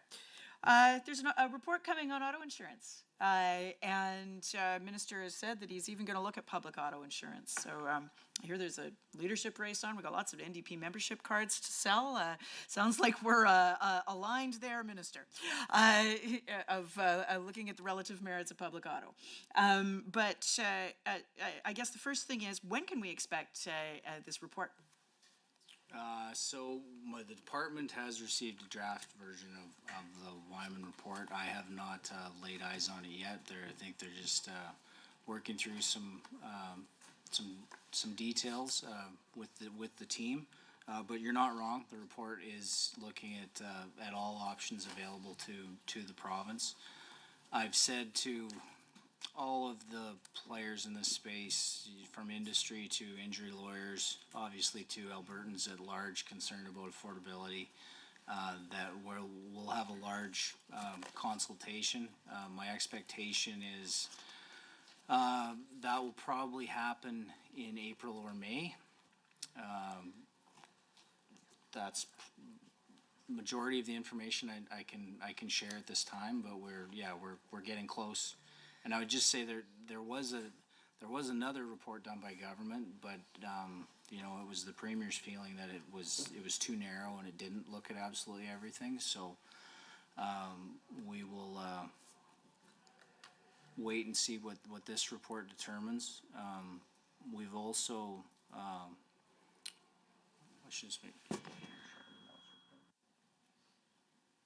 would also share, and this isn't as widely known, that we've also commissioned another report to work at the same time as the Wyman report, just to ensure that we get a full understanding of what the different potential scenarios from Wyman would mean for the overall economy of the province. That was beyond the scope of the Wyman study. So we're hoping when we get both these reports, they can kind of speak in conjunction to what the overall Alberta situation would be. Obviously, if you switched, delivery models, it would have, sincere impact on jobs in the private sector, and potential overall impact to the Alberta economy, and getting into the actual costs of the different potential scenarios as well will be important to understand. So we're trying to cover all the bases, and the consultation will be relatively soon. Where is the department landing on the question of no-fault insurance? Well, I'd say the department isn't landing anywhere, because we're gonna look at this report and determine what the best scenarios are. We do see no province is the same, so I think it's a little challenging to try to make a comparison in a vacuum to any other jurisdiction, but we're trying to work through those comparisons. I think there is an understanding that if we're looking at the costs in the system, that the government can look to look to potentially change through a different system or different delivery.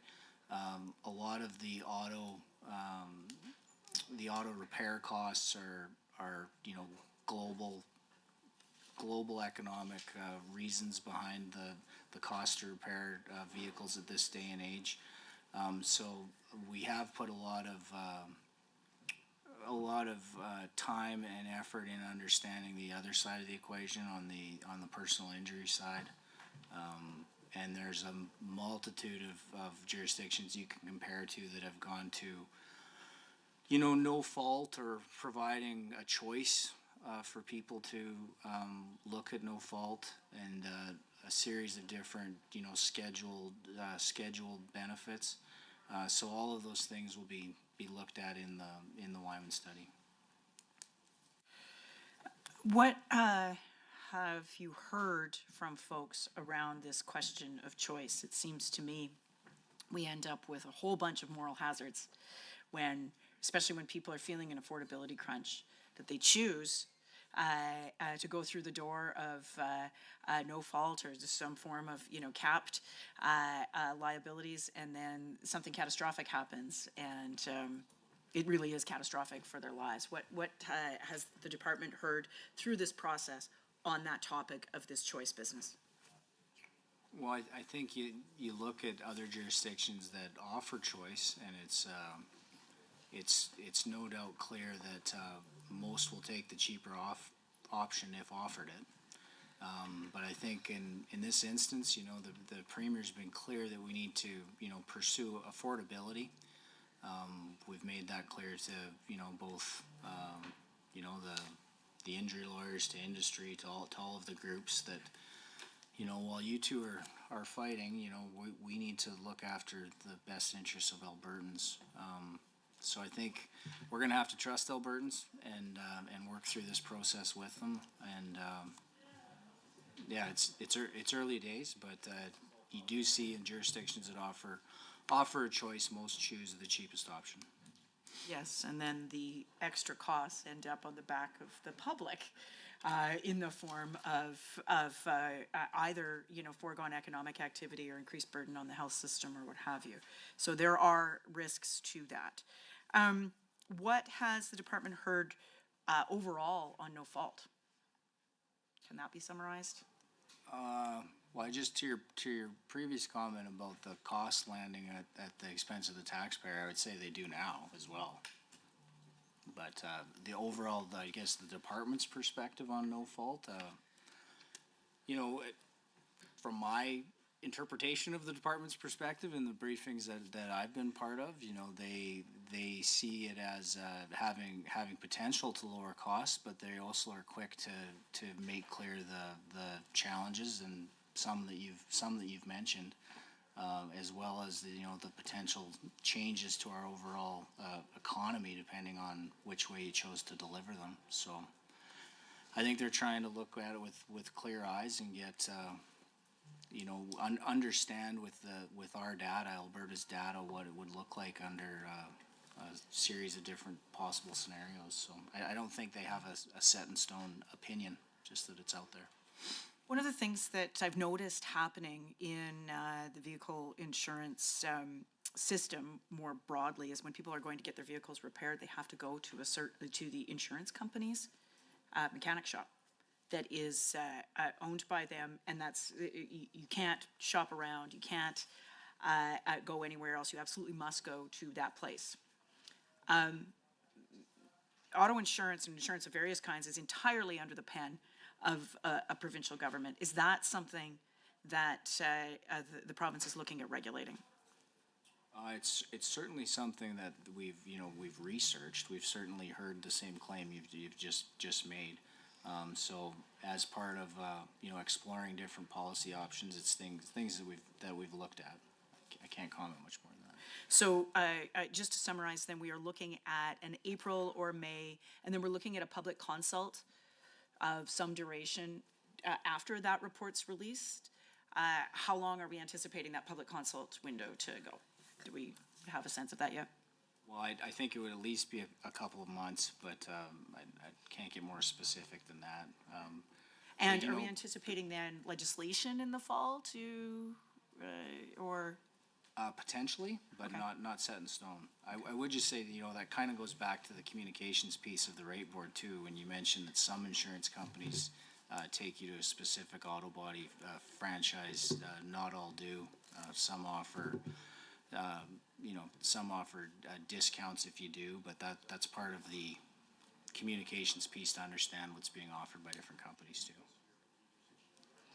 And just in the time I have left, and I'm sure we'll get back to it, fiscal plan, page 74, I just want to talk about the contingency fund. The largest contingency allocation was 1.1 for a wildfire last year. Agriculture disaster support was not allocated from contingency, as I understand it. I just want to confirm my understanding. So if that 1.1 was wildfire, the other 400 million went where? You're correct that the crop insurance piece is statutory and was outside of that. The rest of the contingency. Thank you very much, Minister. We will now go over to the government side. MLA Armstrong-Helenick, go ahead. Thank you, Chair. Chair, through you to the Minister, my riding of Fort Saskatchewan-Vegreville is home to the industrial heartland. One of the things I hear from many of the energy sector on a regular basis is a shortage of skilled workers. On page 7 of the strategic plan, Budget 2024 seeks to address Alberta's labor shortages through initiatives such as Alberta is calling Attraction Bonus. The Attraction Bonus will provide a one-time payment for eligible workers to relocate to Alberta to work in the skilled trades and promote Alberta as a destination of choice for skilled talent from both domestic and international markets. Minister, could you please outline the potential reasons for the existence of the labor shortages in Alberta? Thank you for the question, Emily Homyak. So, we're talking about the Alberta's calling attraction bonus. We spoke about it a little today. Why we're seeing shortages, we're seeing definitely a population surge in the province. A lot of provinces are certainly. I think the overall immigration number in Canada was 1.2 million in a country of 40. So, everyone's seeing this somewhat. Alberta's number is higher than most though across the country. So you're seeing a lot of people, which somewhat in itself does create more opportunity. So you need to build more things, but also you see a lot of the biggest projects in the country being built here. You mentioned the industrial heartland, obviously the Dow project, Air Products, and others. The Dow project itself, I believe the numbers are expecting, at peak construction over 6 years, that the jobs numbers between 7,000 and 8,000. I believe it's like 500 or 600 jobs once operational. So very, very impactful. But projects of that size, when you're already tight on skilled labor, they can drain an entire province of, whether it's welders or pipe fitters or electricians. So that's why we've worked with these companies. They do great work on their own. These are their projects. They need to ensure that they have the right labor force. But we feel we are in a position where we need to help and ensure that we can get these projects built in our province, and that's also why you're seeing the investment in skilled trades in our post-secondary institutions. I think Budget 24 creates 3,200 apprenticeship seats. So we're trying to address that, working with the post-secondary so that we can create and provide the skilled workforce that we need for the future. So we're not just relying on Alberta's calling, but it's just a piece on the side to help. While we encourage Albertans to choose a career in the trades. Very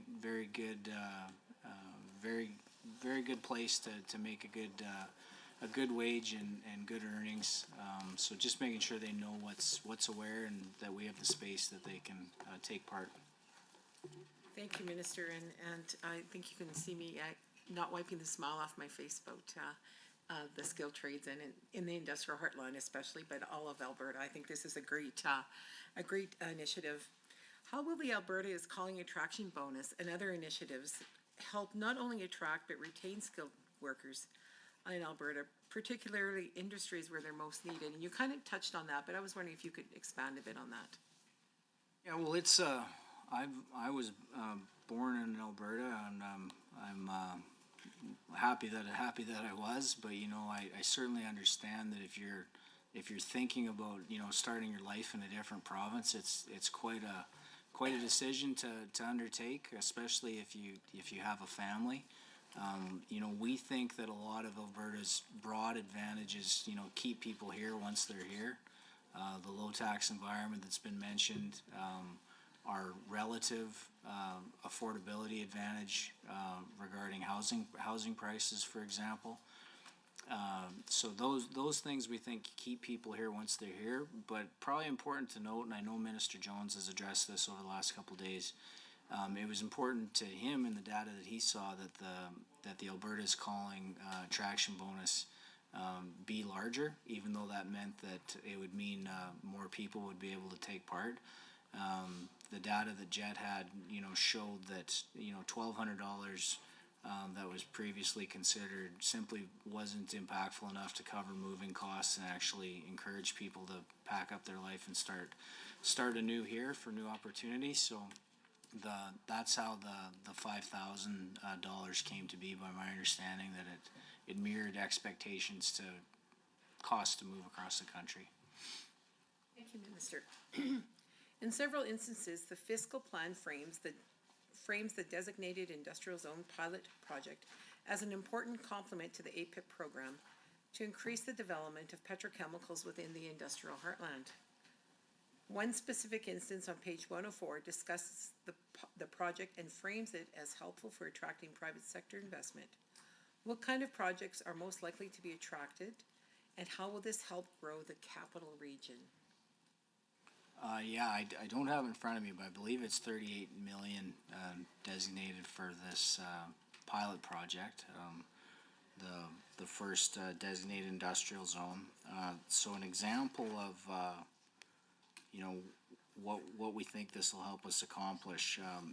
Pembina and Marubeni have signed a memorandum of agreement to develop an end-to-end low-carbon ammonia supply chain from Western Canada to Japan and other Asian markets, anchored by development of a world-scale low-carbon hydrogen and ammonia production facility in Pembina's Redwater complex in the industrial heartland designated industrial zone.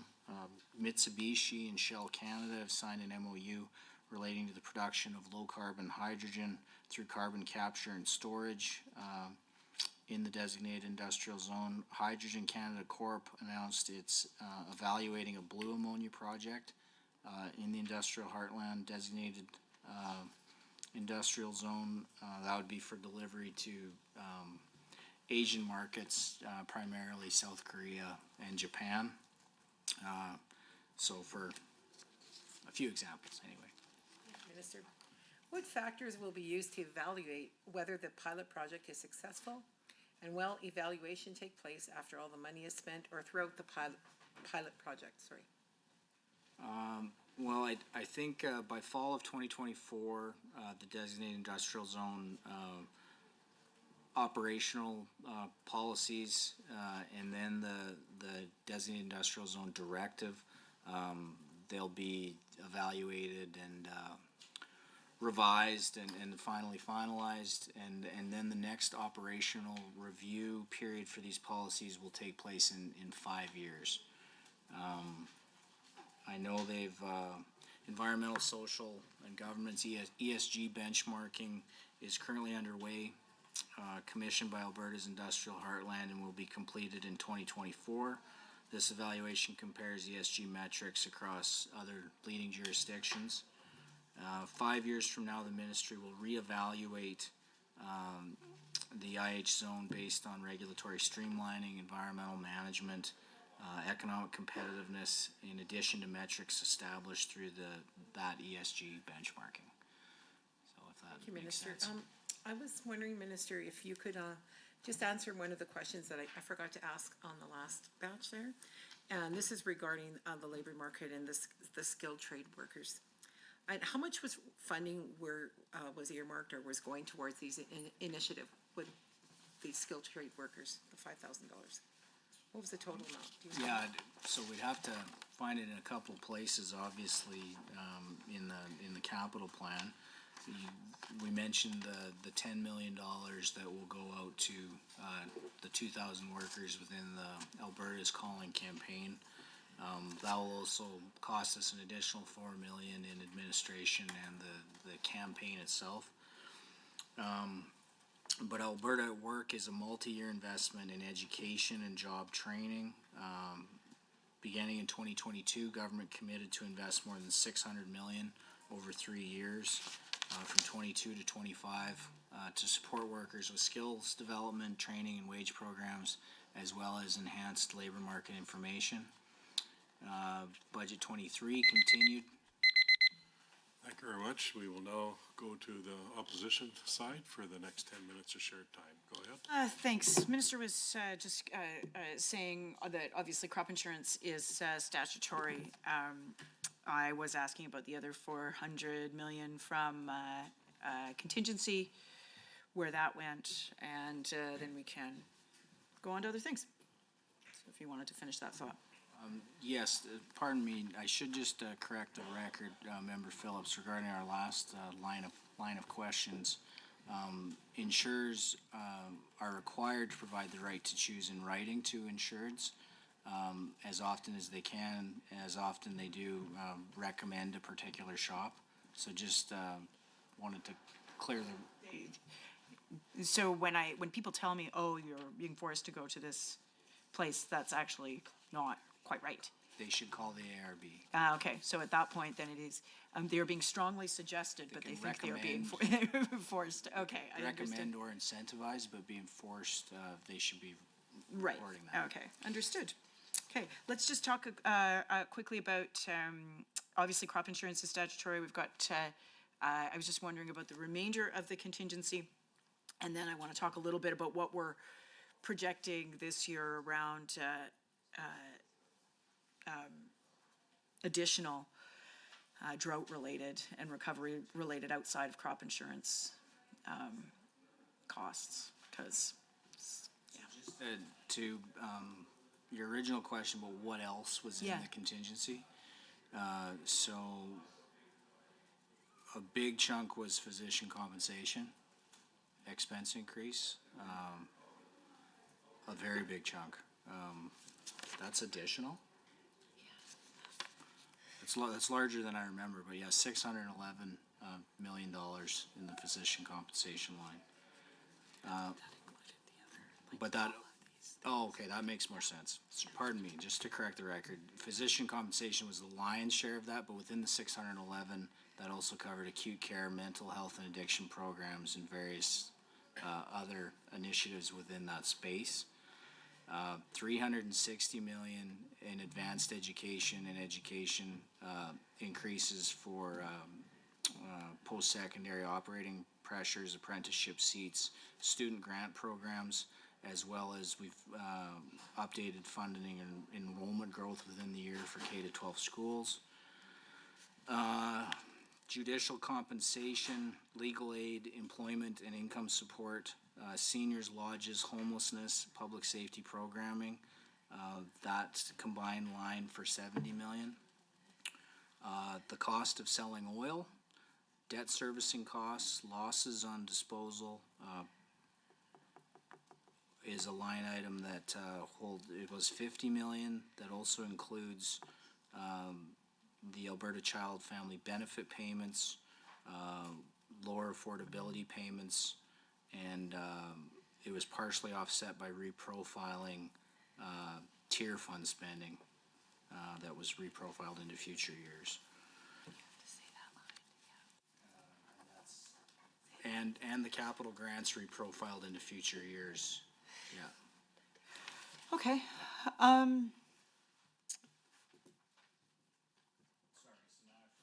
You'd ask me after that. Well, obviously crop insurance is statutory. But we know we have a really challenging year coming in southern Alberta. So there are a number of other municipal and other assistance programs. Are we looking at, are those contingency, or will they be booked in some other way? How is TBF wrestling with how this year is going to go in terms of, no, I'm saying outside of wildfire, which is another thing entirely, but around community assistance, any municipality assistance, any direct assistance to agricultural producers? What are we looking at there, and what was contemplated in the planning in February, understanding that there's no crops in the ground quite yet? Yeah, well, like, if there's direct municipal assistance needed, that would be addressed on like a in real time basis. You know, I know there's communities like Cowley that have been trucking water. We will definitely address those as needed. Yeah, the crop insurance piece is huge. Something that's in our favor this year, although unfortunate for agriculture maybe, is that you know, one of the things that really drove up the indemnity costs over the last couple of years was the rapid increase in commodity prices. So the variable price benefit within the insurance triggered a very large sum of money, because you know, they basically take the cost of the crop at the time of seeding, a projected spot price out into the fall, and then when you see a rapid increase across all commodities, it triggers this variable price benefit, and that was a substantial amount of the payout. That is not likely to be the case this year. We've seen commodity prices really decline across the board. Why I say that this is potentially somewhat helpful, although it's not helpful for the farmer, is there, even though factors within the program will tell it that it needs to grow and that it should be, you know, increasing a certain portion within the formula, the lower commodity price will keep premiums relatively stable. So even though the fund is growing, farmer X may not see it because the value of his crops are lower, premium will correspondingly be lower, and their payout, but it probably gives us less risk in this given year. Once the fund is, I should make this clear, once the fund is depleted, the statutory formula changes. Like, overall crop insurance is subsidized by both levels of government. It's kind of a double 60-40. You have the government portion is 60%, the farmers is 40.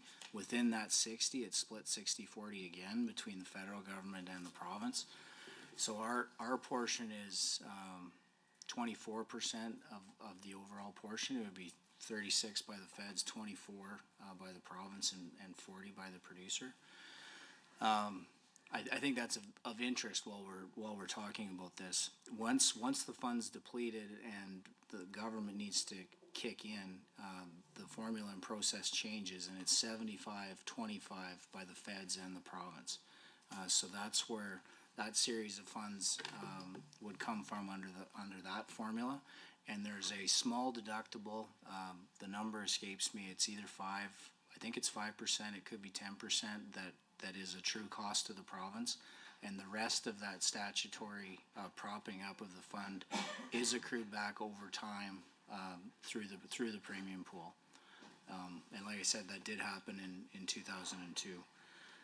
So your original question about the size of the contingency, you know, we put those different disasters and responses kind of in the ad hoc nature in the contingency, and then if it becomes a full-on disaster, we would profile it differently if we had to, if it warranted, you know, involving a DFAA program or it was substantial of that nature. Good.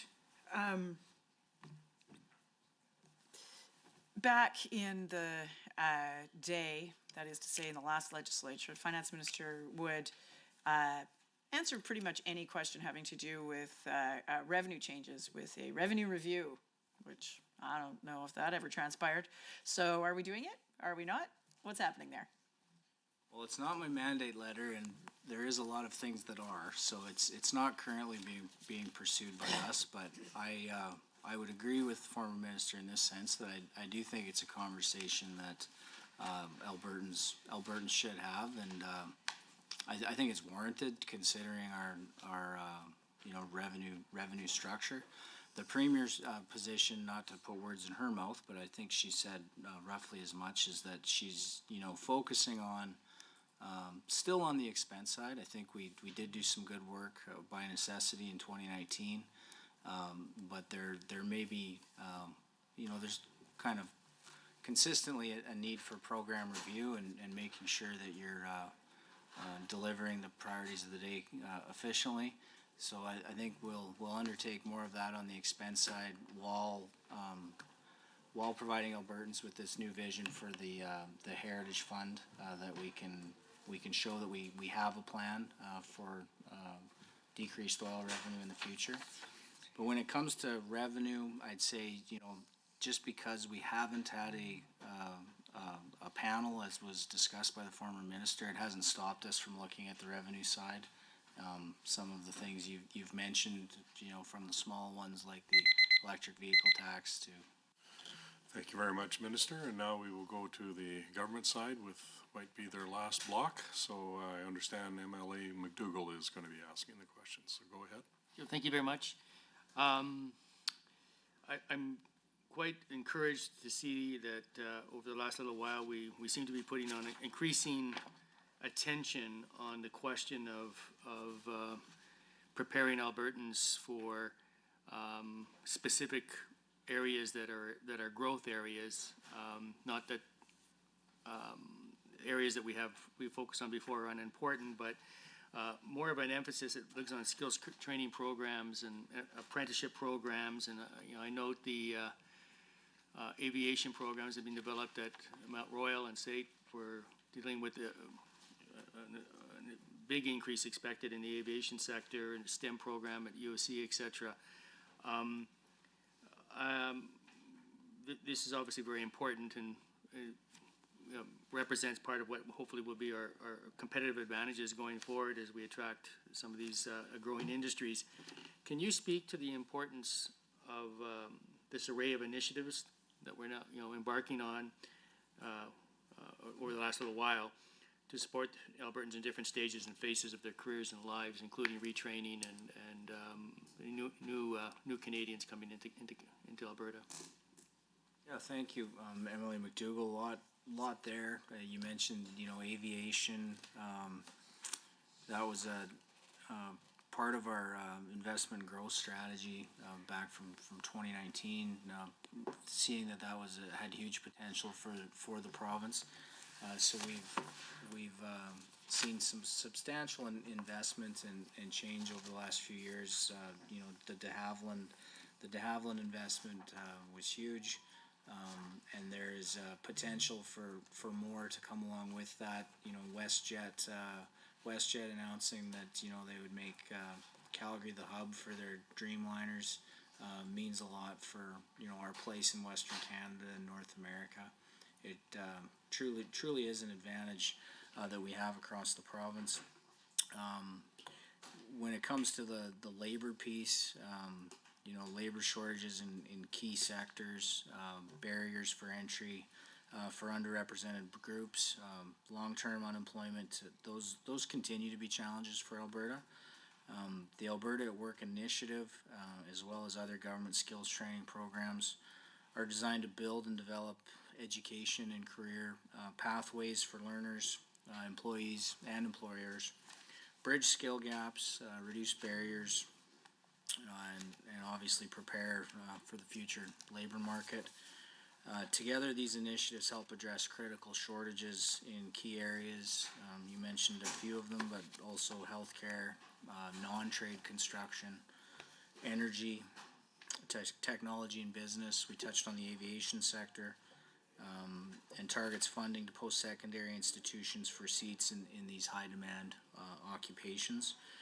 Budget 24 also continues to build on existing strengths such as our K-12 education system, universities and colleges that are consistently ranked among the best in the world, and other career employment and income support services to ensure Albertans have access to meaningful support throughout their careers. Some of that would include expanding capacity in targeted areas of the adult learning system, support for proven skills development and training, and other career employment and income support services to assist Albertans in not only finding but maintaining employment. Investments that support advancing an existing career through reskilling and upskilling opportunities. And obviously, we've touched on many times today, funding to attract workers and investment to the province. So I think that kind of answers your question. I guess in addition, we continue to use labor market information to design and adjust these programs and services. It's a pretty dynamic, changing landscape, and provide valuable information to Albertans to make decisions about their careers, young people trying to decide their path. The Alberta Learning Information Service provides workers with occupation-specific labor market information, including information on wages, employment rates, and the medium to long-term outlooks for their chosen or researched occupation. Well, thank you. Well, as it's probably that this will be the last question from the government side on this committee. So I just wanted to say thank you. As the minister in charge of budget 2024, I think this is a wonderfully crafted budget document. So congratulations to you and your team. There's a lot of things that had to be balanced here with the debt repayment, trying to set up, get going into Heritage Fund again, dealing with the strategic investments so that we can continue to increase our productivity going forward, and of course dealing with the issues of affordability and compassion for those who need assistance. So I think that achieves that. Economic diversification and attracting future investment. So all those things rolled up into one. As I wrap up here, perhaps I would just like to ask you if there's any specific areas of the budget that you would like to highlight, not only for the committee, but also for everyday Albertans. No, thank you for your comments, and appreciate the thanks, and a lot of this team here deserves thanks for a lot of hours of hard work. So many people work on the budget and do a lot of diligence to make sure that we make the right decision. They're very hard decisions. It's all about the trade-offs. So you want to make sure that you have limited resources to deploy, and you want to make sure that you're funding the right things. So when I think of budget 24, I've said we've tried to strike the right balance. We've invested and prioritized in healthcare and education. I think that stands out to me in the budget. We've invested heavily in infrastructure through the capital plan. And all of those considerations, working backwards from a place where we could balance the budget and follow the fiscal framework. So no doubt there'll be challenges in the upcoming year, but I think we've put the province in a place where they can take them head on and deal with what is a challenge, but also a great opportunity. Seeing people choose to come here is a great thing. Having pressure to make sure that we have the capacity to build the things that they need is a great problem. It's certainly better than having people choose to leave and seek opportunity elsewhere and try to deal with the other side of the coin. So I think budget 24 hopefully can address those needs and concerns, and I've said publicly that I think I've approached this looking at it, although the government of Alberta isn't like a company or a household, you know, you can do multiple things at once. You can take out a mortgage while you're investing in RRSPs, for example. You can save for the future while you are, you know, using debt to, you know, acquire the capital you need, whether it's a house for a family or, you know, a multitude of, you know, schools and highways and everything else that we need to build. So trying to find that balance. Obviously, the capital plan has cash requirements and other limitations. There's only so much that we can build within a certain time frame. And there's concerns about, you know, causing more inflationary pressures, you know, in the private market too, by having too expansive of a plan. So you do have to consider all of those things when you're making that decision. But I think what we've done is sent a strong message to industry that we're not just along for the ride, that we're going to lead through this as well and build Alberta through this boom. And I think the re-energizing of the Heritage Fund and speaking to our future in this way, I think is extremely pragmatic, while managing our debt and ensuring that we're viewed in a way that's appreciated by the capital markets as, you know, practical managers of an admittedly, you know, rocky revenue stream. But all of that is work that ensures that we can keep the advantages that we have. Okay. Thank you very much. Now we will move on to the last block of the day and the opposition. Go ahead. Thank you, Mr. Chair. I have a quick question. Around the time of having to take that bath on KXL, 1.3 billion or whatever it was in 2020, 2021, we were assured by the government that we were suing the United States and we were going to get some money back. So how's that going? Did we get anything? I believe that litigation is ongoing, but I think you'll have to direct that to energy. Okay. Affordability payments, I think page 87, that we did for our pre-election spending in expense. I think they're booked at affordability support and inflation relief, but I just wanted to double check that my understanding is correct, that that's where the checks came from.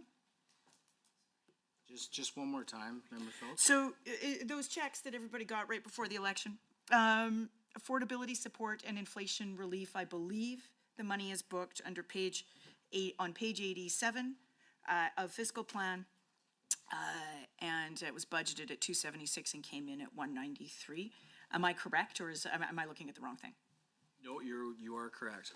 Okay, so came in quite a bit lower than projected. Is that because of uptake, or, okay?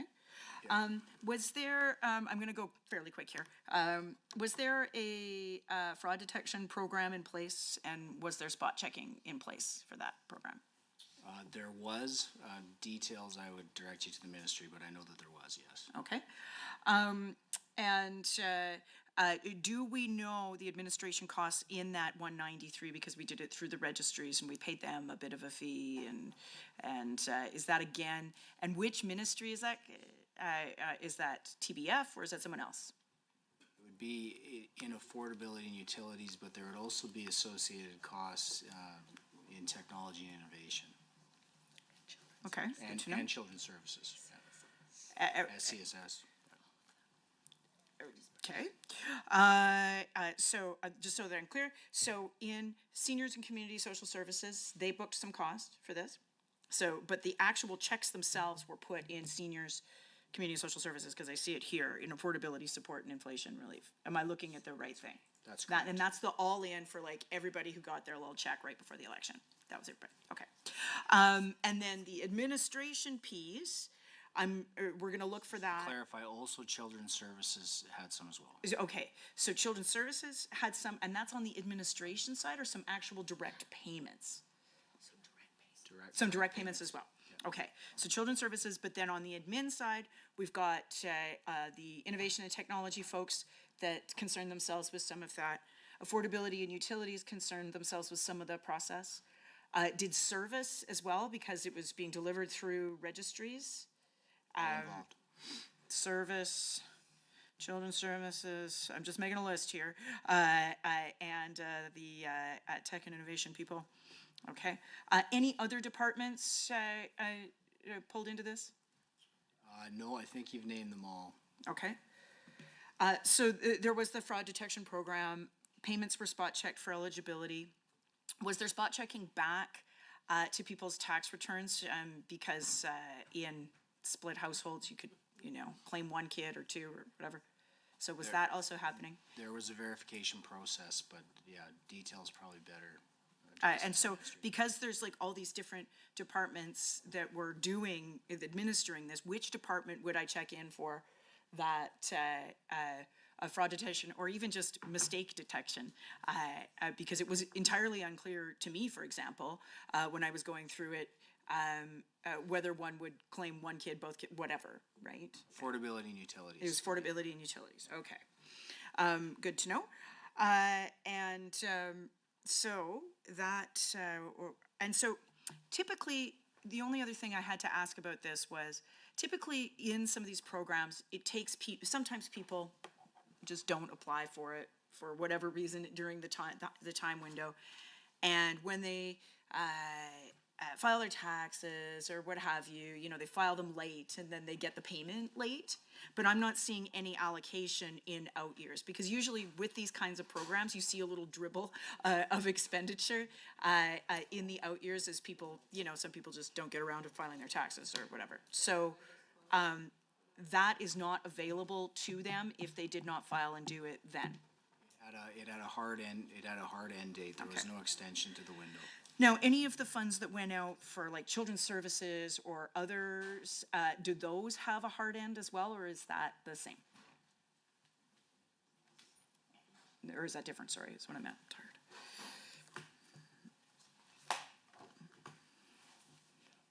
As far as the checks that went out, all of those that program had a hard end, didn't have an extended window, but there's a myriad of other affordability measures that would extend.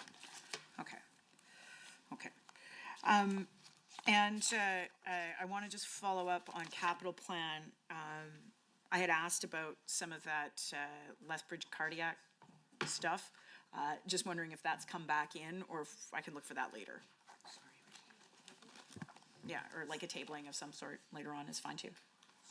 On page 114 of the fiscal plan, the $2 million for the Lethbridge project would be within the line other planning funds for proposed health capital initiatives. That was, I'd asked about that in lockup and they didn't know, so thank you. Any other projections there for that particular capital project, or it's not in this budget? What are we? Not in this budget. And just a comment back to the affordability, just if you don't mind, just as something else to make note of was that if you were on income assistance, then you were automatically enrolled in those programs. You didn't have to apply. Any statutory people got them. They didn't have to go over to a registry or stop into the AMA or whatever to apply for their funds. Okay. What accounts, or was there an explanation for, there's basically like $80 million that went unspent there? Was that just a question of not quite forecasting it in terms of uptake, or? Probably a combination of us estimating high, not wanting to, run out, and then a combination of just not enough awareness even through the campaigns that the uptake wasn't up to our expectation. It's too bad. All right, that's it for my questions for this evening, Mr. Chair. Thank you to the Minister. Thank you to the officials for taking all of the time. Thank you to the Minister for over-talking his 5 minutes at least twice, proving my theory that politicians will never be stopped, Mr. Chair. And thank you to the Minister for being so forthright and going back and forth. And thanks to all the government members, independent, and others for their good questions. We've had a good 6 hours here, Mr. Chair, and I appreciate everyone's time. Thank you. Thank you very much. There is some time left if you guys, I'm assuming no more questions. So I'll say, okay. Seeing none.